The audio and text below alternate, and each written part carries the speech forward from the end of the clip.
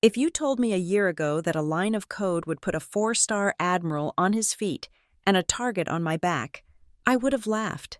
I was the invisible tech running cables while officers talked strategy, but when I traced a ghost signal, I realized someone inside was selling our silence.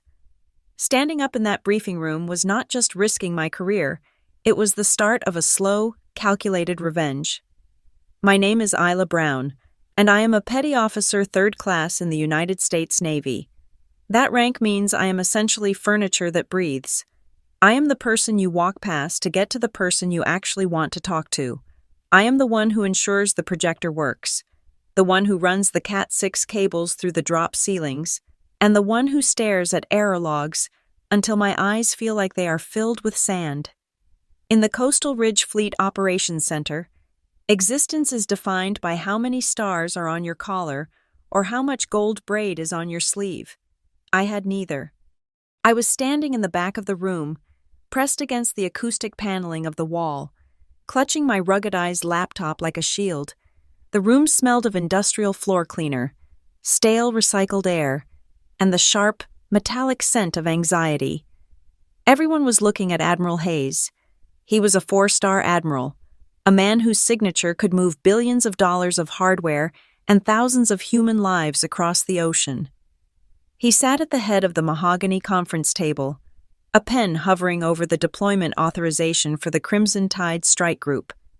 The room was silent, save for the low hum of the server racks in the adjacent room and the rhythmic tapping of a stylus against a tablet somewhere in the middle rows.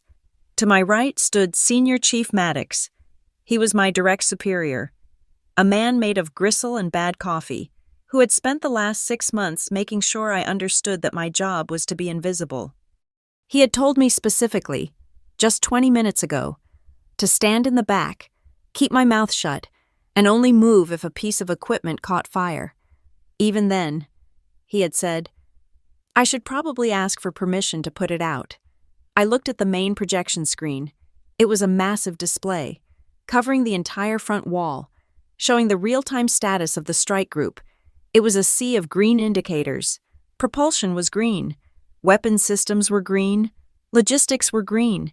It was the kind of board that made officers smile because it meant they could go home on time and tell their superiors that the United States Navy was ready for anything. But I was not looking at the big picture. I was looking at the data stream running in the bottom right corner of the screen. The network synchronization telemetry. It was moving fast, scrolling by in a blur that most people in the room would ignore as background noise. But I lived in that noise. I spent 12 hours a day inside that noise. And I saw it hiccup. It was tiny. If you blinked, you missed it. The time synchronization between the flagship and the shore node slipped. It was not a connection error. It was a displacement. The numbers jumped. 1 second, 2 seconds. Then, it snapped back to perfect synchronization as if nothing had happened. I felt a cold drop of sweat slide down my spine. A glitch like that does not happen on a secure military network. Not by accident. Physics does not just take a coffee break. A slip in synchronization usually means a packet collision or a hardware fault, but this was smooth. It was rhythmic. It was artificial. I looked down at my own laptop screen. I had a diagnostic script running in the background, something I had written myself because the standard Navy diagnostic tools were too slow and clunky to catch the ghosts I had been chasing for weeks. The script was flashing a warning. It was a silent red pulses on my taskbar. I opened the window. There it was again. That same microsecond delay, but my script caught what the big screen missed. During that split second of silence, data was not just being lost, it was being replaced. Something was overriding the handshake protocol. I looked back at Admiral Hayes. The pen was lowering. He was about to sign the order. Once he signed that, the Crimson Tide Strike Group would go dark. Relying on this communication network for their lives, they would be sailing into the Pacific with a blindfold on, believing they could see. I swallowed hard. My throat felt like it was lined with sandpaper. The officer in charge of the briefing, a clean-cut captain with a voice made for radio, turned to the Admiral. All comm nodes reporting green. Admiral, the captain said. We are 100% operational. The network is secure. It was a lie. He did not know it was a lie, but it was a lie all the same. The system was lying to him. I looked at Maddox. He was staring straight ahead, his arms crossed, looking bored. He wanted this over. He wanted the ships gone so he could go back to his office and ignore me for another week. If I stayed quiet, nothing would happen today. The ships would leave. The Admiral would be happy. Maddox would leave me alone. I could go back to my barracks, put on my headphones, and pretend I did not exist. That was the safe play. That was the smart play. But I remembered the ghost signal I had traced 3 nights ago. I remembered the way the code looked predatory, intelligent. It was not a bug. It was a weapon, and it was buried inside our own house. I looked at the Admiral's hand. The pen touched the paper. My heart hammered against my ribs like a trapped bird. I could feel the blood rushing in my ears. I was nobody. I was the lowest-ranked tech in the room. I was the girl they forgot to introduce. I took a step forward. My boots made a dull thud on the carpet. "Sir," I said. My voice cracked. It was pathetic. Nobody heard me. I clenched my hands into fists. I thought about the 3,000 sailors on those ships. I thought about my dad, who used to work on engines, telling me that a small rattle is just a big explosion waiting for a timeline. I took a breath that burned my lungs and spoke again, louder this time, projecting the way they taught us in boot camp, but which I never had a reason to use until now. "Sir, you need to see this." The silence that followed was violent. It was as if I had pulled the pin on a grenade and rolled it across the mahogany table. Every head in the room snapped toward me. The captain stopped mid-nod. The aides froze with their tablets halfway to their chests. The hum of the servers seemed to vanish, leaving only the sound of my own ragged breathing. Senior Chief Maddox turned his head slowly. His eyes were not just angry, they were predatory. It was a look of pure, unadulterated malice. His jaw was set so hard I could see the muscle twitching beneath the skin of his cheek. He did not speak, but the message was loud and clear. "Sit down, Brown. Sit down right now, or I will bury you so deep you will need a periscope to see sunlight." I did not sit down. I could not.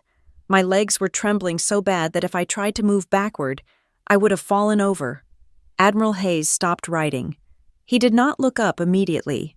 He held the pen on the paper for 1 more second. Then he slowly lifted it. He capped the pen with a deliberate, sharp click that echoed in the quiet room. He turned in his chair. He was an older man, with hair the color of steel wool and a face that looked like it had been carved out of granite by wind and salt water. He had a reputation for ending careers with a single sentence. He looked at the captain, then at Maddox, and finally, his gaze landed on me. It felt like standing in front of a spotlight. He looked at my uniform, checking for deficiencies. Then he looked at my face. He did not look angry. He looked curious, which was infinitely more terrifying. "Who is this?" the Admiral asked. His voice was low, gravelly, the kind of voice that did not need to shout to be heard. Maddox stepped forward, putting himself between me and the Admiral. "Apologies. Admiral, this is Petty Officer Brown. She is junior support staff. She is confused. I will handle this immediately." Maddox turned to me, his back to the Admiral. His face was a mask of fury. "Outside," he hissed, barely moving his lips. "Now." "No," I said. Maddox blinked. He looked like I had just slapped him. I looked past Maddox, straight at the Admiral. I knew I was breaking every chain of command in the book. I knew I was probably going to the brig, but the code on my screen was still pulsing. "It is not green, sir," I said. "The board is lying to you. There is a ghost signal in the time-sync protocol. If you sign that order, you are sending them out with a compromised network." The room gasped, literally gasped. "You do not tell a 4-star admiral that his board is lying." Maddox reached for my arm. "That is enough, Petty Officer. Let her speak," Hayes said. Maddox froze. He released my arm slowly, stepping back with a rigid stiffness. Admiral Hayes gestured to the empty space at the head of the table, right next to the main projector input. You say the board is lying. Petty Officer Brown. That is a very heavy accusation to make with my strike group on the line. I can prove it, sir, I said. Then come up here, Hayes said. Show me. My legs felt like lead. I walked past the rows of officers. I could feel their eyes on me. Some were amused, thinking I was about to crash and burn. Some were annoyed. But Maddox, I could feel his gaze burning a hole in the back of my neck. He was not just mad. He was scared, and that frightened me more than anything. I reached the head of the table. My hands were shaking so bad I had trouble finding the HDMI port on my laptop. I took a deep breath, steadied my hand, and plugged it in. Switching to auxiliary input, I whispered. The massive screen flickered. The comforting sea of green status bars vanished. In its place, my cluttered desktop appeared. I brought up the terminal window I had been hiding. This is the raw feed from ComNode 12, I said, my voice gaining a little strength.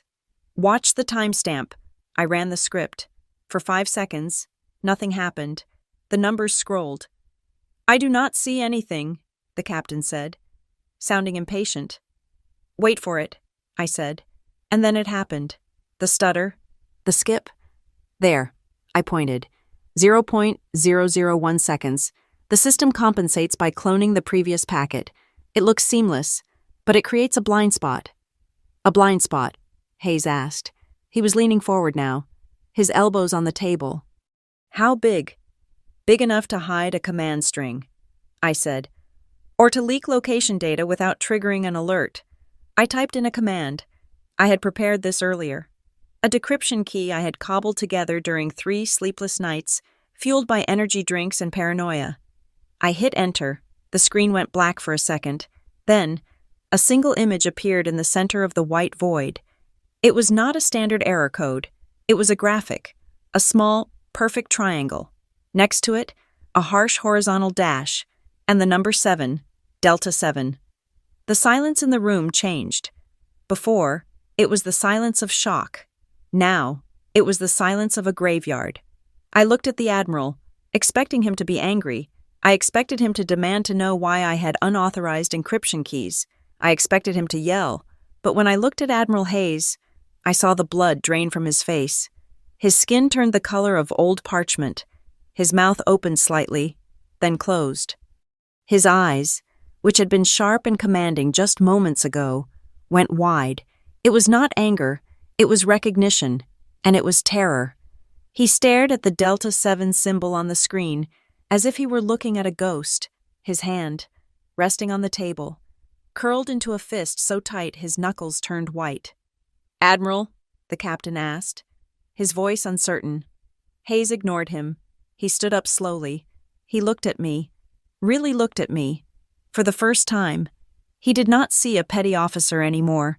He saw the messenger of something he thought was dead and buried. Where did you find this, Petty Officer Brown? He asked. His voice was barely a whisper, but in the dead silence of the room, it sounded like a shout. I found it in the deep logs, sir, I said. It was buried under 3 layers of junk data. Who else has seen this? He demanded. Just me, I said. And now, everyone in this room. He looked at the screen again, then back at me. There was a shadow in his eyes, a darkness that hinted at a history I could not possibly understand. Clear the room, Hayes said. Sir, the captain asked. I said clear the room, Hayes roared, slamming his hand on the table. Everyone out now, except for Petty Officer Brown. As the officers scrambled to grab their papers and leave, I stood there, small and trembling next to the glowing screen. I looked at Maddox as he was forced to leave. He gave me one last look. It was not a threat anymore. It was a promise. I turned back to the Admiral. We were alone. The Delta 7 symbol burned on the screen behind me. Where did you find this? He asked again, his voice shaking. I opened my mouth to answer, to tell him about the sleepless nights and the intuition that led me here. But as I looked at the fear in a 4-star Admiral's eyes, my mind drifted back. It drifted back to where this actually started. Not here, in this high-tech war room. But weeks ago, in a place that smelled like burnt coffee and ozone, when I was just a nobody tech who did not know she was walking into a trap. I closed my eyes, and the memory pulled me back to when I was still invisible, back to before I became a target, back to the first time I saw the glitch that should not have existed. 3 weeks before I stood in that conference room and effectively ended my career as I knew it. I was sitting in a windowless basement room that smelled of stale coffee and ozone. This was my kingdom. It was not much of a kingdom, but it was mine. Harbor Point Naval Support Station is not the Navy they put on the recruitment posters. There are no sunsets over the Pacific, no dolphins jumping alongside the bow of a destroyer, and definitely no slow-motion montages of sailors returning home to weeping spouses. Harbor Point is a sprawling complex of gray concrete and aggressive chain-link fencing on the eastern seaboard. It is where the adventure goes to die, replaced by the crushing reality of logistics and infrastructure. If you stood on the roof of the tallest barracks building and squinted, you might see a sliver of the Atlantic Ocean, but mostly, you just saw parking lots and HVAC units. I am from a town in Kansas that people only stop in to get gas or to use the restroom. It is the kind of place where the factories closed 20 years ago. But the rust is still the main color of the landscape. My father was a mechanic who worked on engines until his back gave out. He taught me that machines have a language. If you listen to an engine long enough, you can hear where the pain is. He used to say that grease was honest because it never tried to hide what it was. My mother worked 2 jobs just to keep the bank from taking the house. One was at a diner that served breakfast 24 hours a day, and the other was cleaning offices at the county courthouse. I did not join the Navy because I had a burning desire to serve my country or because I loved the idea of patriotism. I joined because the recruiter told me that if I scored high enough on the aptitude test, the government would pay for my college, give me full dental, and get me the hell out of Kansas. It was a transaction. I gave them 6 years of my life. They gave me a way out of a future that looked exactly like my mother's present. I do not love computers. I do not dream in binary. To me, a server rack is just a very complicated engine. It needs maintenance, it needs fuel, and sometimes it needs someone to kick it in the right spot to make it work. My official duty station was the Strategic Communications Systems Office, located in the North Pier sector of the base. We called it the Cave. It was a long, narrow room lined with banks of monitors that glowed with a persistent, headache-inducing blue light. The air conditioning was always set to 65 degrees to keep the processors happy, which meant the humans were always shivering. The only sound was the constant, white noise hum of cooling fans and the click-clack of keyboards. This was where I worked under the command of Senior Chief Dale Maddox. Maddox was a relic. He was a man who looked like he had been carved out of driftwood and left in the sun to dry. He had been in the Navy since the First Gulf War, and he wore his years of service like a weapon. He hated the modern Navy. He hated that we spent more time looking at screens than at the horizon, but mostly, he hated technicians like me. He walked down the aisle of desks that morning, his boots heavy on the linoleum. He stopped behind my chair. I could smell him before I saw him, a mix of peppermint chewing tobacco and starched fabric. "Brown," he barked. I did not jump. You learn not to jump around Maddox. It implies guilt. "Senior Chief," I said, keeping my eyes on the update bar crawling across my screen. "Are the diagnostic logs for the intricate switchboard finished?" he asked. "I am running the final verification now. Senior Chief, it is at 90%. "You kids," he grumbled, leaning against the partition of my cubicle. "You think the war is won by waiting for a progress bar? In my day, if the comms went down, you climbed the mast in a gale and you fixed the wire with your teeth if you had to. Now you just sit here and press buttons." "Yes, Senior Chief," I said. It was the only safe answer. "Do not get comfortable, Brown. Just because the machine says it is working does not mean it is working. Verify it manually. I want eyes on the raw data." "Aye, Senior Chief." He grunted and moved on to terrorize a seaman apprentice 2 desks down.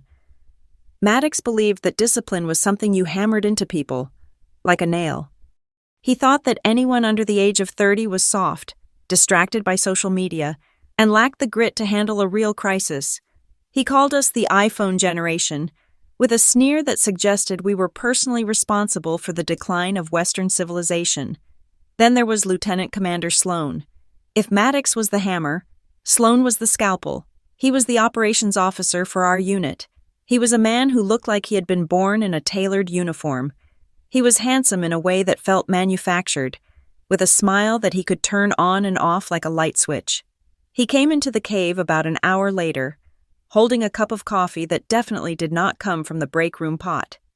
"Senior Chief Maddox," Sloan said, his voice smooth and projecting just enough to command the room without shouting. "Sir," Maddox said, snapping to attention. "How are we looking for the Crimson Tide deployment?" Sloan asked. "The Admiral is breathing down my neck for a green board."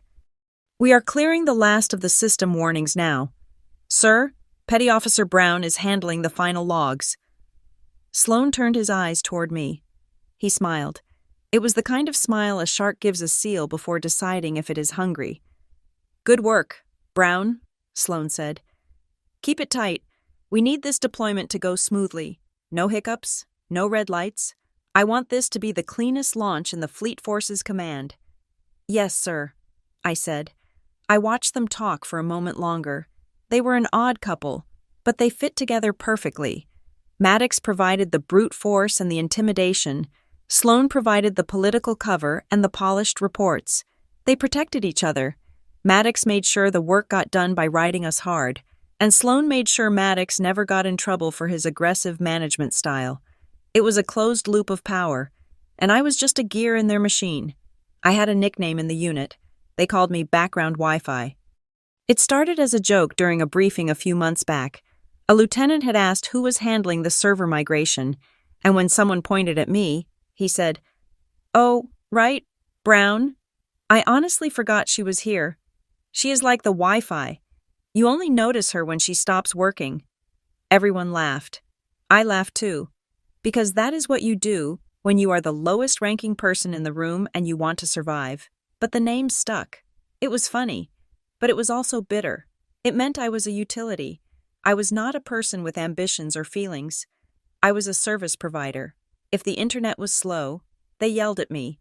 If the internet was fast, they ignored me. My days were a blur of repetitive, high-stakes monotony.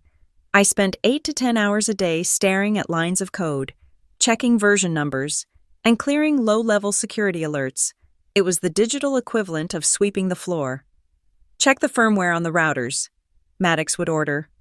"Verify the encryption keys for the satellite uplink," Sloan would email. "Why is the printer in the hallway jammed again?" someone would shout. It was thankless work, but the terrifying part was that if I made a mistake, it was not just a broken printer. If I missed a version mismatch on a secure router, an entire ship could lose its link to the tactical network. If I cleared a security alert that was actually a threat, I could be responsible for a breach. I carried the weight of the network on my shoulders, but I did not have the rank to demand respect for it. I was the perfect scapegoat waiting to happen. If something went wrong, Maddox would blame my incompetence, Sloan would sign the reprimand, and I would be on a bus back to Kansas before the ink was dry. Every Sunday night at 1900 hours, I called my mother. "Isla."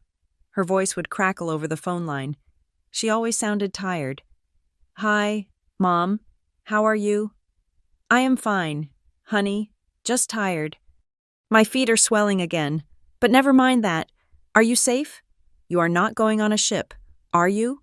You are not going to that place in the Middle East where the news is always talking about—" "No, Mom," I would say, staring at the gray wall of my barracks room.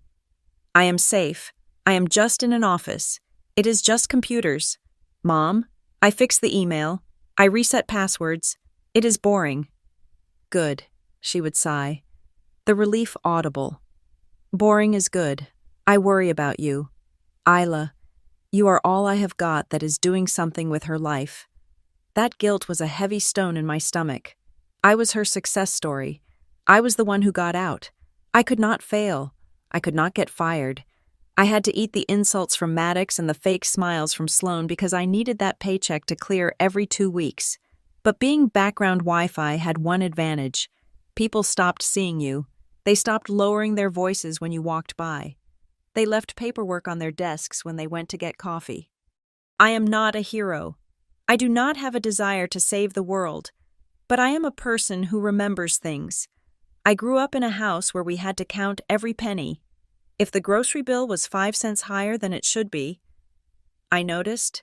If the car engine made a sound that was half a pitch lower than usual, I noticed. I noticed that Sloan drove a car that cost more than his annual salary. I noticed that Maddox took private phone calls in the server room where there were no cameras. I noticed that the error logs on the Crimson Tide network were cleaner than they should be too clean, like a crime scene that had been scrubbed with bleach. I did not say anything, not yet. I just filed it away. I kept a mental ledger of every time Maddox humiliated me, every time Sloan looked through me like I was made of glass. It was not a plan for revenge, not initially. It was just a survival mechanism. In a world where I had no power, information was the only currency I could hoard. The isolation at Harbor Point was absolute. I did not fit in with the other junior enlisted sailors. They spent their weekends drinking cheap beer at the club on base or driving into town to hook up with locals. They formed tight packs, bonded by shared trauma and youth. I was too serious for them, too quiet, and I certainly did not belong with the officers, who treated the enlisted staff like well-trained pets. I had no sea daddy, no mentor looking out for my career. I had no uncle who was a retired colonel making calls on my behalf. If I fell, I would hit the ground hard, and there would be no one to catch me. That Tuesday night, 3 weeks before the briefing, I was working late. Maddox had ordered me to stay behind to finish a routine audit of the archive servers. The rest of the unit had gone home. The cleaning crew had already passed through, emptying the trash cans and turning off the main overhead lights. The cave was dark, lit only by the blinking LEDs of the server racks and the glow of my monitor. It was peaceful in a mechanical sort of way. The hum of the fans was a steady drone, a lullaby of processed air. I finished the audit at 2200 hours. I stretched, hearing my spine crack, and prepared to log out. I stood up and walked into the server room to do a physical check of the temperature gauges. Just as Maddox insisted, it was colder in there, the air rushing out of the floor vents. I walked down the aisle of black metal cabinets. Green lights blinked in chaotic harmony. Flash, flash, flash, flash. It was the heartbeat of the Navy's communication infrastructure. I stopped at Rack 14. This was the primary node for the Atlantic Fleet uplink. I watched the lights. Green, green, green. And then, I saw it. It was not a red light. It was not an error indicator.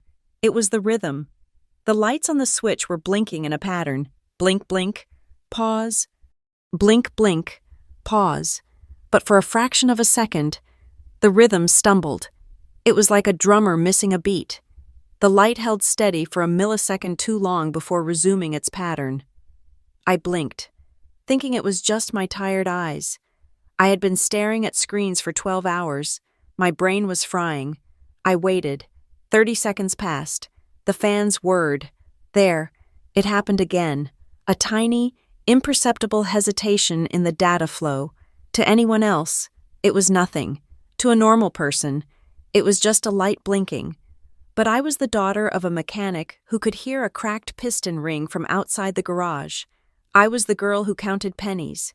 I was the background noise that noticed when the other noise changed. That hesitation was not natural.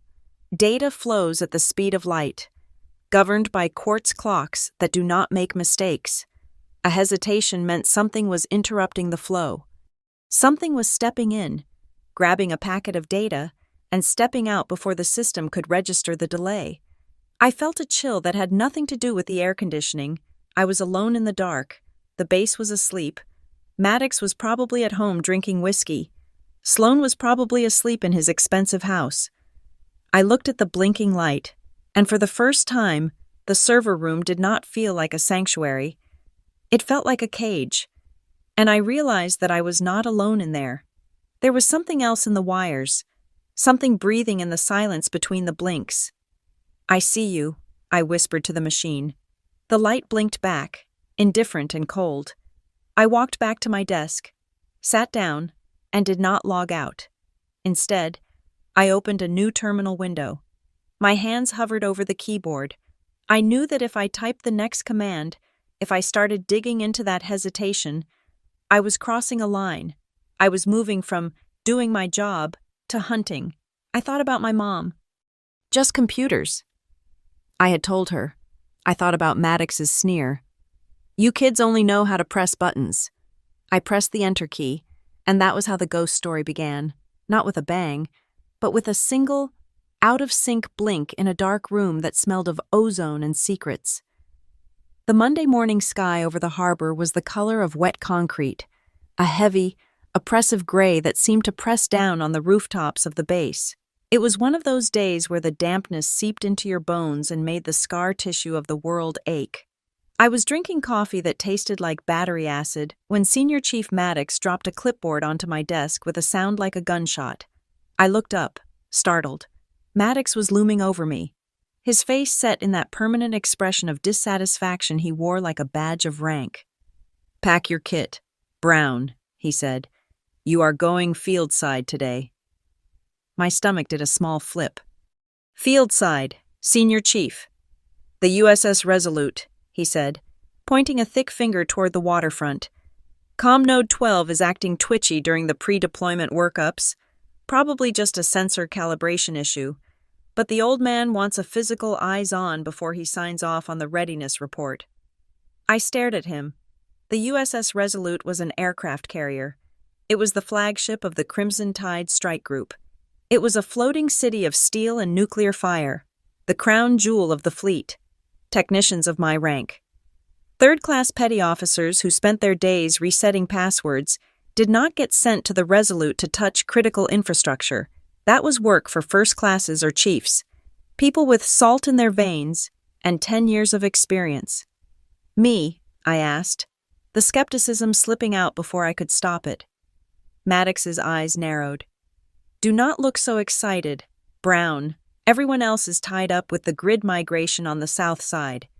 You are the only warm body I have who is certified for the Layer 3 diagnostics. Do not let it go to your head." He leaned in closer, invading my personal space. I could smell the stale tobacco smoke on his uniform. "Listen to me carefully," he said, his voice dropping to a low, grinding tone. "This is a touch and go. You go on board. You run the baseline diagnostic. You verify the logs are green, and you get off. Do not get creative. Do not try to impress anyone. Do not recable anything. Just confirm it works and leave. Are we clear?" "Clear, Senior Chief," I said. "Good. The launch schedule is tight. If you delay my ship because you decided to reorganize the server rack, I will have you scrubbing toilets in the barracks until your enlistment contract runs out." It was an order, but it felt like a threat. It felt like he was telling me to put blinders on. I grabbed my ruggedized laptop and my tool bag, feeling a mix of anxiety and adrenaline. I walked out of the office and toward the pier. The wind was whipping off the water, cold and biting. Ahead of me, the Resolute rose out of the gray water like a mountain. It was massive, a 4.5-acre sovereign territory of the United States. It made the buildings on the base look like toys. Walking up the brow, the long ramp connecting the pier to the ship, I felt that familiar imposter syndrome kicking in. The sailors moving around me looked different. They moved with purpose. Their uniforms looked sharper. They had the air of people who were going to war, while I was just the girl who fixed the Wi-Fi. I navigated the labyrinth of passageways, guided by the painted numbers on the bulkheads. The ship smelled of fuel, fresh paint, and floor wax. It was cleaner than the base, tighter. There was a tension in the air here, a vibration that hummed through the steel decks. Everyone knew they were deploying soon. The atmosphere was brittle, like glass about to shatter. I found the server room for Comnode 12 deep in the bowels of the ship, near the Combat Information Center. A master-at-arms checked my badge with a suspicion that bordered on hostility before letting me in. The room was small, freezing cold, and deafeningly loud. It was packed floor to ceiling with black server racks, the blinking lights creating a strobe effect in the dimness. I found the terminal for Node 12, pulled up a folding chair, and plugged in my laptop. Okay, I whispered to myself. Run the baseline, log green, go home. I initiated the standard Navy diagnostic suite. The progress bar crawled across the screen. 10%, 50%, 100%. The result popped up. System nominal. All checks passed. It was green. Everything was green. Packet loss was 0. Latency was 0.00 milliseconds. Signal-to-noise ratio was perfect. I sat back, staring at the screen. It was perfect. Too perfect. My dad used to tell me that an engine that runs too quiet is hiding something. Isla, he would say, wiping grease from his knuckles. Friction is a law of physics. If you do not hear friction, it means someone is masking the sound. Real networks are messy. Cables degrade. Interference happens. You always expect a 0.1% variance. You expect a little bit of noise on the line. But this was sterile. It looked like a simulation, not a live combat system. Don't get creative, Maddox had said. I looked at the print log button. I could press it right now. I could print this report, sign my name to it, walk off the ship, and be back in my dorm room eating instant noodles by 1800 hours. That was what a good sailor would do.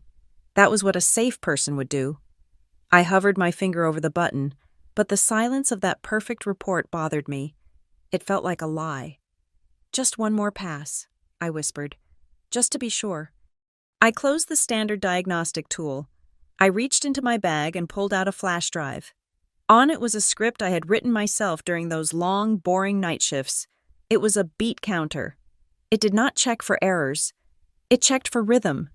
It measured the time it took for a signal to leave the port and return, down to the nanosecond.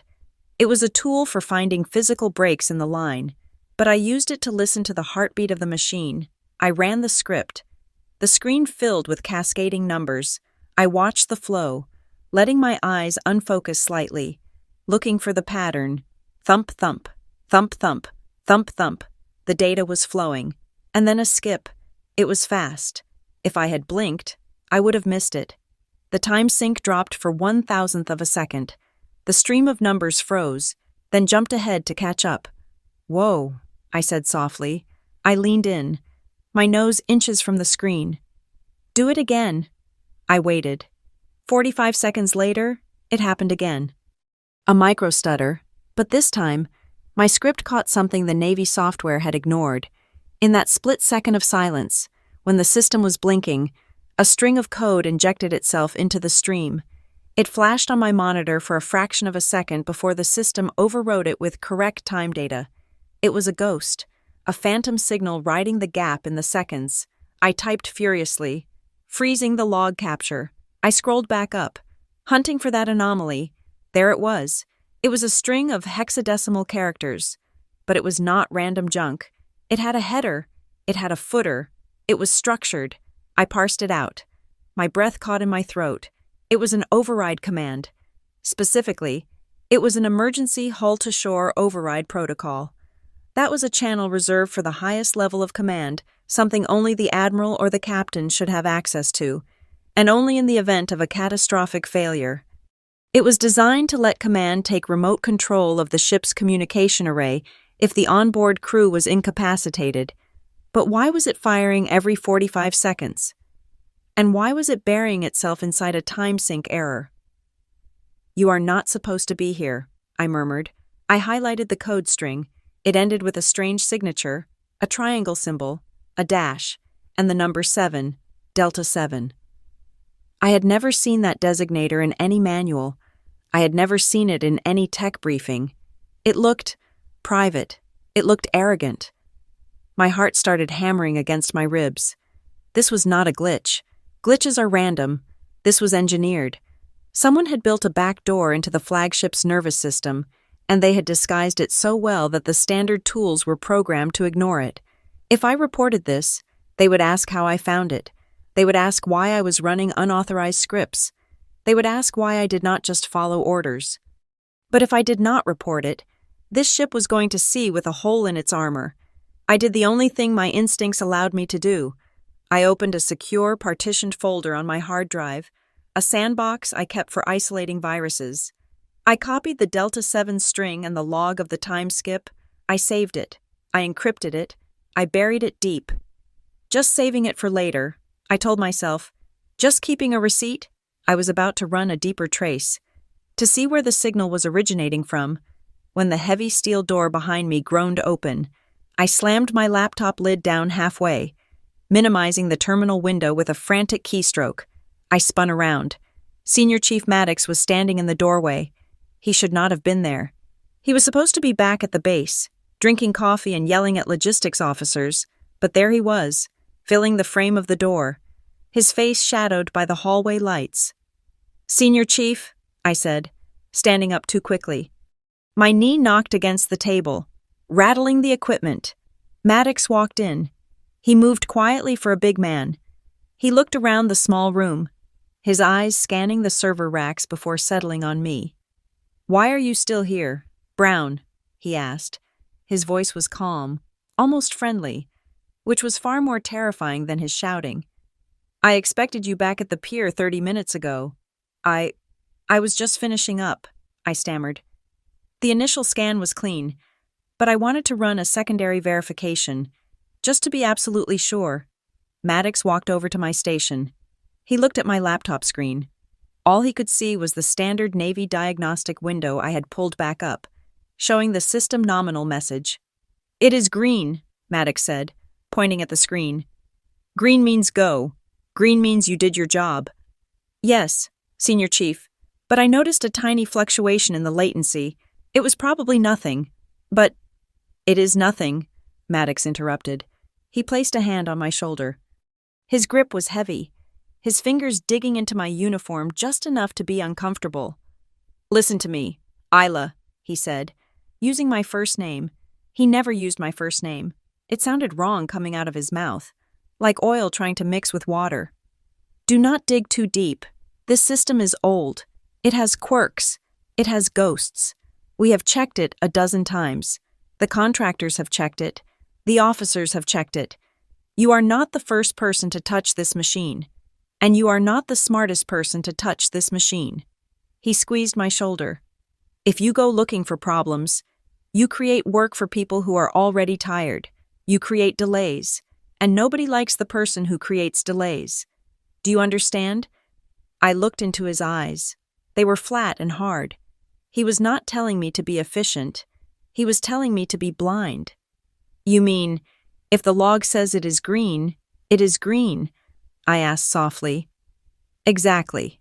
Maddox smiled, but the smile did not reach his eyes. "The log does not lie. Pack your gear. Let's get out of here." I nodded slowly. "Aye, Senior Chief." I packed my laptop. I coiled my cables. I felt sick to my stomach. I knew what I had seen. I knew the Delta 7 code was sitting on my hard drive, a digital bomb waiting to go off. But I also knew that if I pushed back now, right here in this room with him, I would be crushed. Maddox waited for me at the door. He watched me like a prison guard. We walked out of the server room. I signed the logbook at the quarterdeck, scribbling my name with a hand that was shaking slightly. Status operational. No anomalies found. I lied. I wrote the lie in black ink, walking down the brow, leaving the Resolute behind. I felt like I was walking away from a burning building that no one else could see was on fire. The wind hit my face, but it did not cool the burning shame in my chest. I had followed orders. I had been a good sailor. And because of that, I had just left 3,000 people vulnerable. That night, back in my barracks room, I could not sleep. My room was small, just a bed, a locker, and a desk. I sat in the dark, the only light coming from my personal laptop screen. I had transferred the file from my work drive. It was against regulations to take data off the network, but I did not care anymore. I opened the file. There it was, the Delta 7 string. I stared at it. The cursor blinked next to the code. Blink, blink, blink. It looked innocuous, just a line of text, but I knew what it was. It was a key that opened a door that shouldn't exist. "I am here." The code seemed to whisper to me in the silence of the room. "I am right here." Everyone else looked away. "Do you have the guts to look deeper?" I traced the shape of the triangle on the screen with my fingertip. Maddox had said, "Don't dig too deep," but I was the daughter of a mechanic who fixed broken things. I was the girl they called background Wi-Fi. They thought I was just a utility. They thought I would just pass the data along and forget about it. I typed a command into the terminal. I was going to decompile the header. I was going to find out who wrote this. "Let's see what you are," I whispered. I hit enter. The hunt began. The next morning, I walked into the cave with a sense of purpose that felt foreign to me. Usually, I came in hoping to survive the day until 5 o'clock. Today, I came in looking for a fight, even if I was the only one who knew the war had started. I sat down at my terminal and logged in. The air in the room was stale, recycled from the day before. The hum of the servers was the same, but the silence felt different. It felt heavy. First thing, I pulled up the logs from the USS Resolute. Not the live feed the ship had gone dark for pre-deployment checks, but the shoreside backup that mirrored everything ComNode 12 had broadcasted yesterday. I wanted to see that glitch again. I needed to see it again, to prove to myself that I wasn't crazy. I ran the query for the timestamp 1400 hours, 32 minutes. The screen populated with data. I stared at it. I blinked. I scrolled up. I scrolled down. It was perfect. The log was clean. Not just clean, it was pristine. It flowed like a river of perfectly ordered packets. There were no dropped frames. There was no latency spike. There was absolutely no Delta 7 code injection. It looked like a brochure. It looked like the kind of fake data they put in training manuals to show you what a perfect system looks like, even though a perfect system does not exist in the real world. Real logs are messy. They have jitter. They have noise. This log was sterilized. I pulled out my notebook, a small, battered spiral-bound thing I kept in my pocket.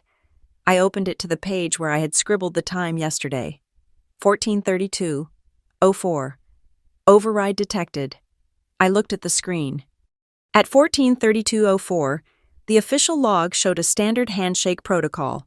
Smooth, flawless. Then I looked closer. Between 14:32:03 and 14:32:05, the sequence numbers on the data packets jumped. It was subtle. Packet ID 459 was followed immediately by packet ID 461. Packet 460 was missing. But the timestamp was continuous. Someone had cut out the second where the glitch happened and stitched the time back together. They had edited the log. A cold feeling washed over me. It wasn't just fear. It was a profound sense of disorientation. This is what gaslighting feels like. The official record, the truth that the Navy stood by, was telling me I was wrong. It was telling me I was imagining things. But my notebook, my memory, and that missing packet ID screamed that I was right. "You don't scrub logs for a glitch," I whispered to myself. "You scrub logs for a crime." I needed to see the original data. The polished version on the main server was useless. I needed the raw dump before the automated cleaning scripts or whoever was manually editing this got to it. I opened a command line interface. There was a tool we used to use, an old legacy archival utility called DeepGrab. It wasn't in the standard operating procedures anymore because it was slow and clunky, but it had one feature the new tools didn't. It pulled from the physical tape backup, not the digital cache. Tape was slow. Tape was hard to edit. I typed the command. It took forever. The cursor blinked at me mockingly while the drive sought the data. Finally, the raw text spilled onto my screen. There it was. It wasn't clean. It was messy, full of jitter and noise. And right there, at 14:32:04 was the jagged scar of the injection. CMD override, auth level 0, SRC unknown, SIG D7, Delta 7. It was real, and this time, in the raw data, there was more. Attached to the signature was a metadata tag I hadn't seen on the ship. It wasn't a standard Navy user ID. It didn't look like a KI card credential. It looked like a vendor signature. Pravi ID, HLS key. I quickly minimized the window and brought up the personnel database. I searched for Delta 7. No results.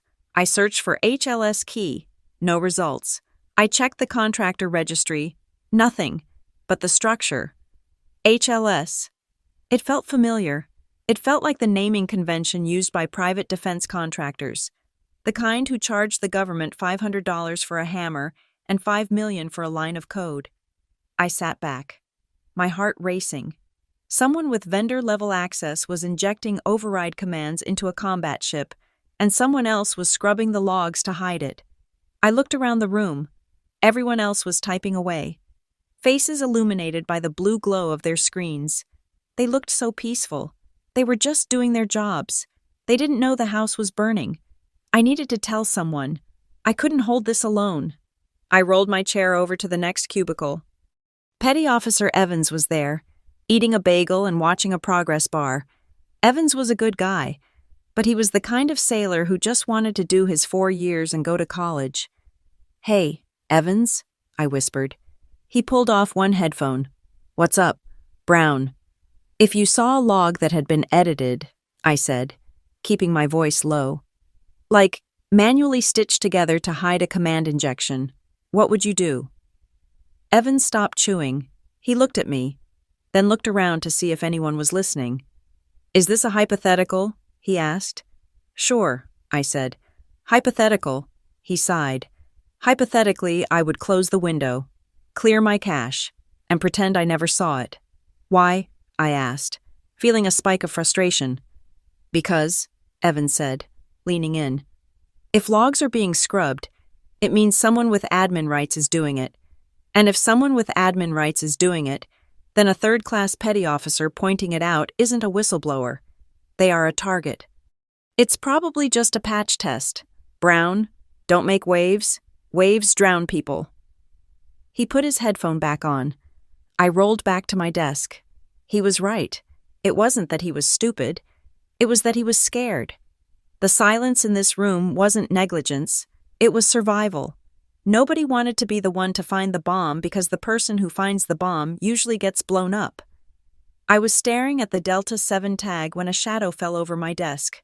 I jumped, quickly hitting the key to swap my screen back to the email client. Senior Chief Maddox was standing there. He was holding a thick manila folder.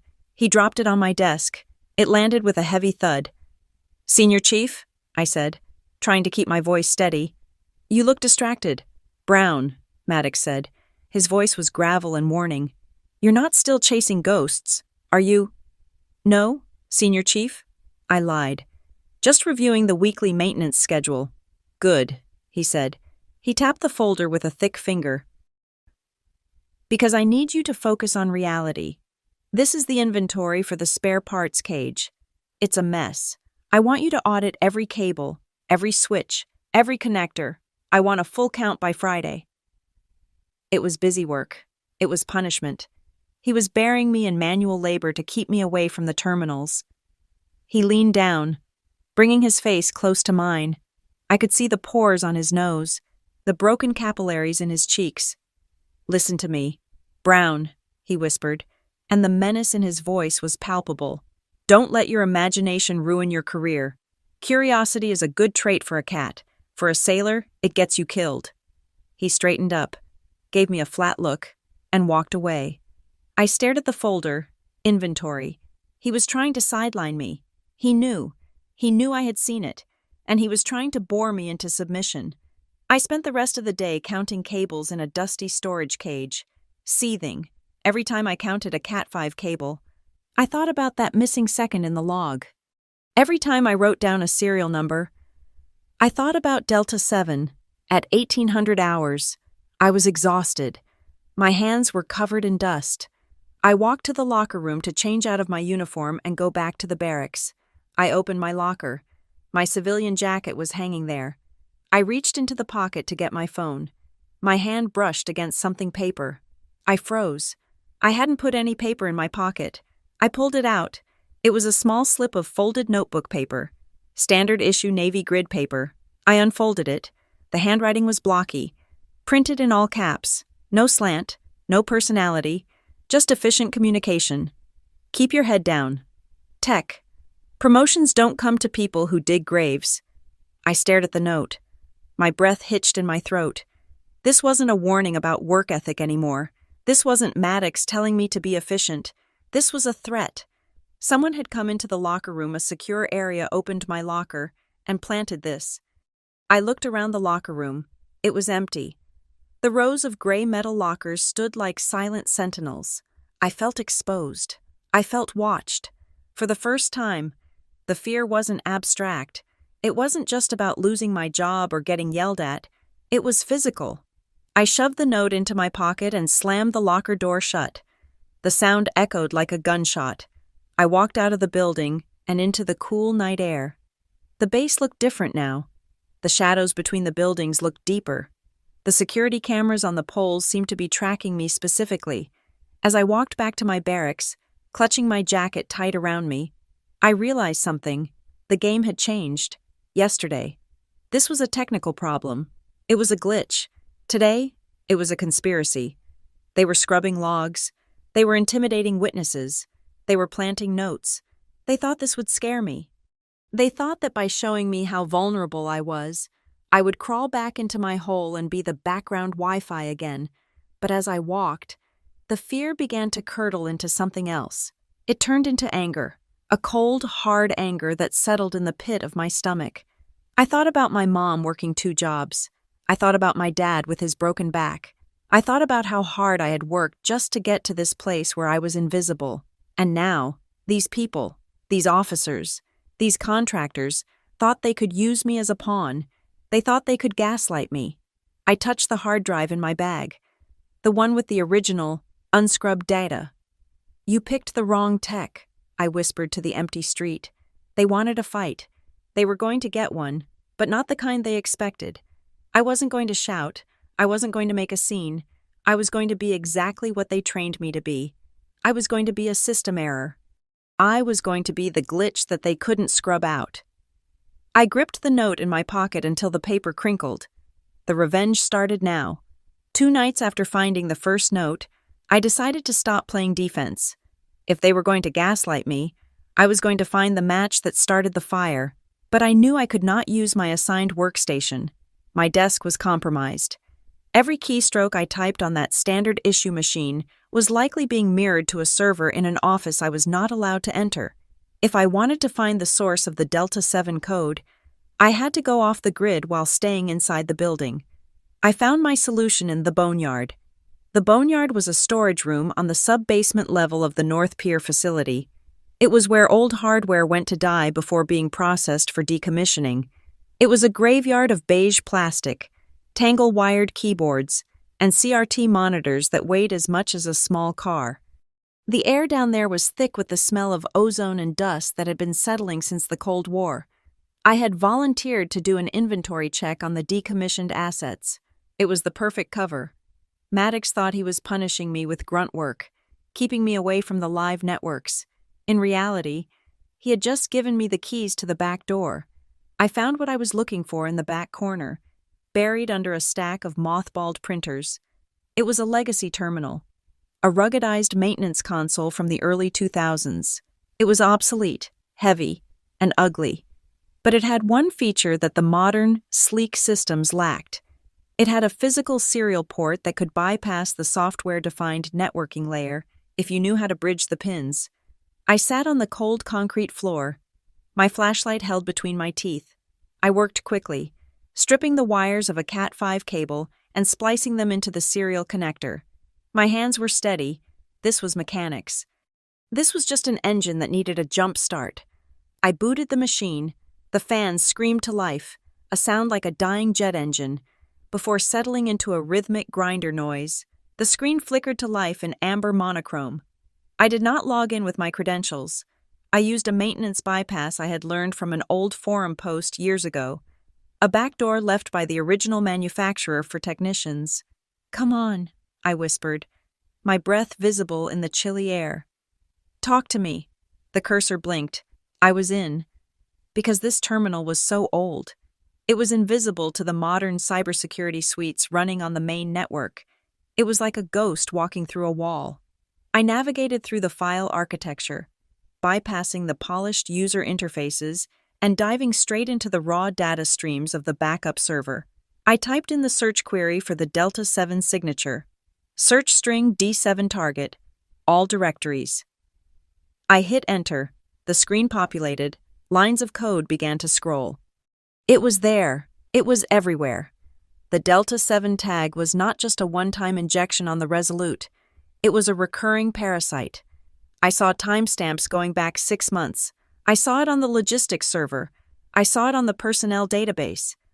My heart hammered against my ribs. This was not just a glitch. This was a colonization. I started to initiate a trace command, trying to follow the breadcrumbs back to the source IP address. The amber text flowed faster. I was getting close. I saw a routing number that did not belong to the Navy. It looked like a civilian contractor node. Then, the screen froze. It did not crash. The cursor just stopped blinking.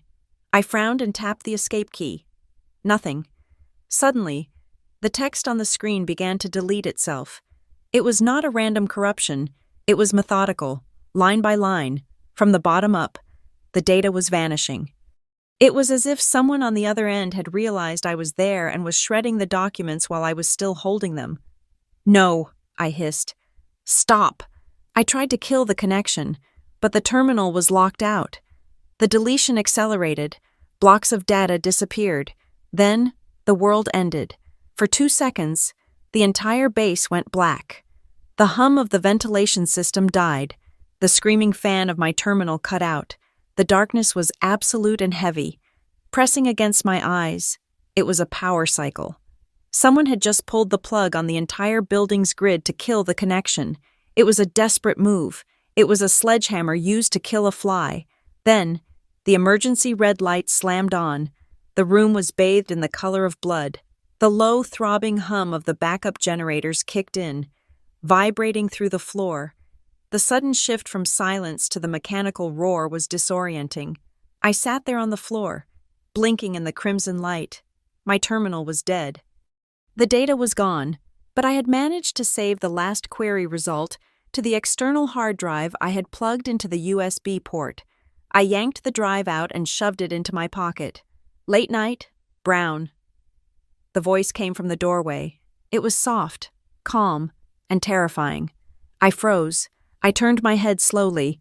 Senior Chief Maddox was standing there, in the red emergency light.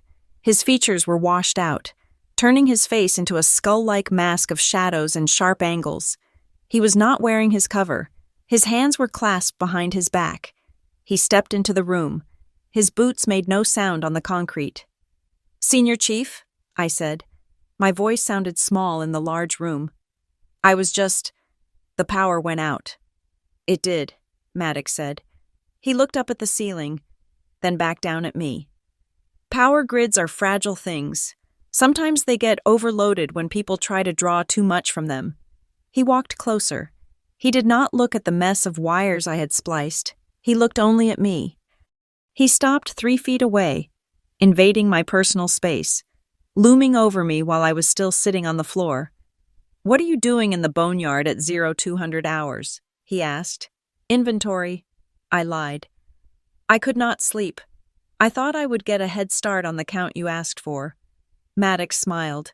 It was a tight, mirthless expression that did not touch his eyes. "You are a hard worker, Brown. I will give you that. Most sailors would be asleep, but you are always digging." He crouched down.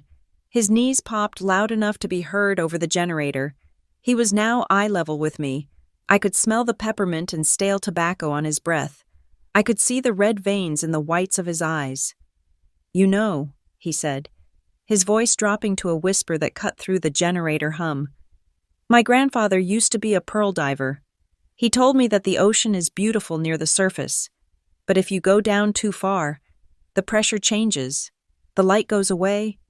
He paused, letting the silence stretch. He was studying my face, looking for a twitch, a blink, a sign that I was going to break. "Sailors who dive too deep in dark water stop seeing the surface, Brown," he said. "They get confused. They forget which way is up, and sometimes they just don't come back." My stomach twisted into a knot. This was not a metaphor. This was a death threat wrapped in a sea story. "I am just counting printers, Senior Chief," I said, forcing myself to hold his gaze. "I do not like the water." Maddox stared at me for a long moment. It felt like he was weighing my soul. He was deciding right then and there if I was a nuisance or a liability. The radio on his belt crackled to life. "Senior Chief, this is Ops," a voice squawked. "We have a hard reset on the main switch. We need you on the floor." Maddox did not break eye contact with me. He reached down and slowly turned the volume knob on his radio, silencing it. "Go to bed, petty officer," he said softly, "and leave the ghosts alone. They bite." He stood up, brushed invisible dust off his trousers, and turned around. He walked out of the room without looking back. I waited until his footsteps faded completely. Then, I collapsed back against the cold metal of the shelf behind me. My hands were shaking so hard I could barely zip my bag. I did not bother disconnecting the wires properly. I ripped them out. I grabbed my laptop and the external drive, my only proof, my only weapon, and ran. The walk back to the barracks was a blur of paranoia. Every shadow looked like Maddox. Every security camera felt like a sniper scope. The red emergency lights were fading as the main power flickered back on, but the world still felt stained with danger. I reached my room in the barracks. It was supposed to be my safe space. A lock on the door, a bed, a place where the Navy could not touch me for 8 hours. I went to my locker to put my boots away. I stopped. The combination lock on my locker was hanging slightly askew. I knew exactly how I left it. I always spun the dial to 0. It was a habit from my dad: reset the gauges to 0 when you are done. The dial was sitting at 45. I reached out and touched the metal hasp. It was twisted, not broken, but torque warped.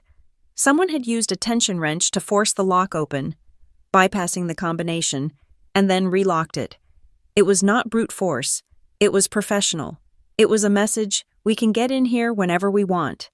I opened the locker door slowly, half expecting something to jump out at me. My clothes were there. My books were there. Nothing was missing, but taped to the inside of the door, right at eye level, was another piece of grid paper. I pulled it down. The same blocky, soulless handwriting. "Transfers can bury people. Think about where you want to be buried." I stared at the paper.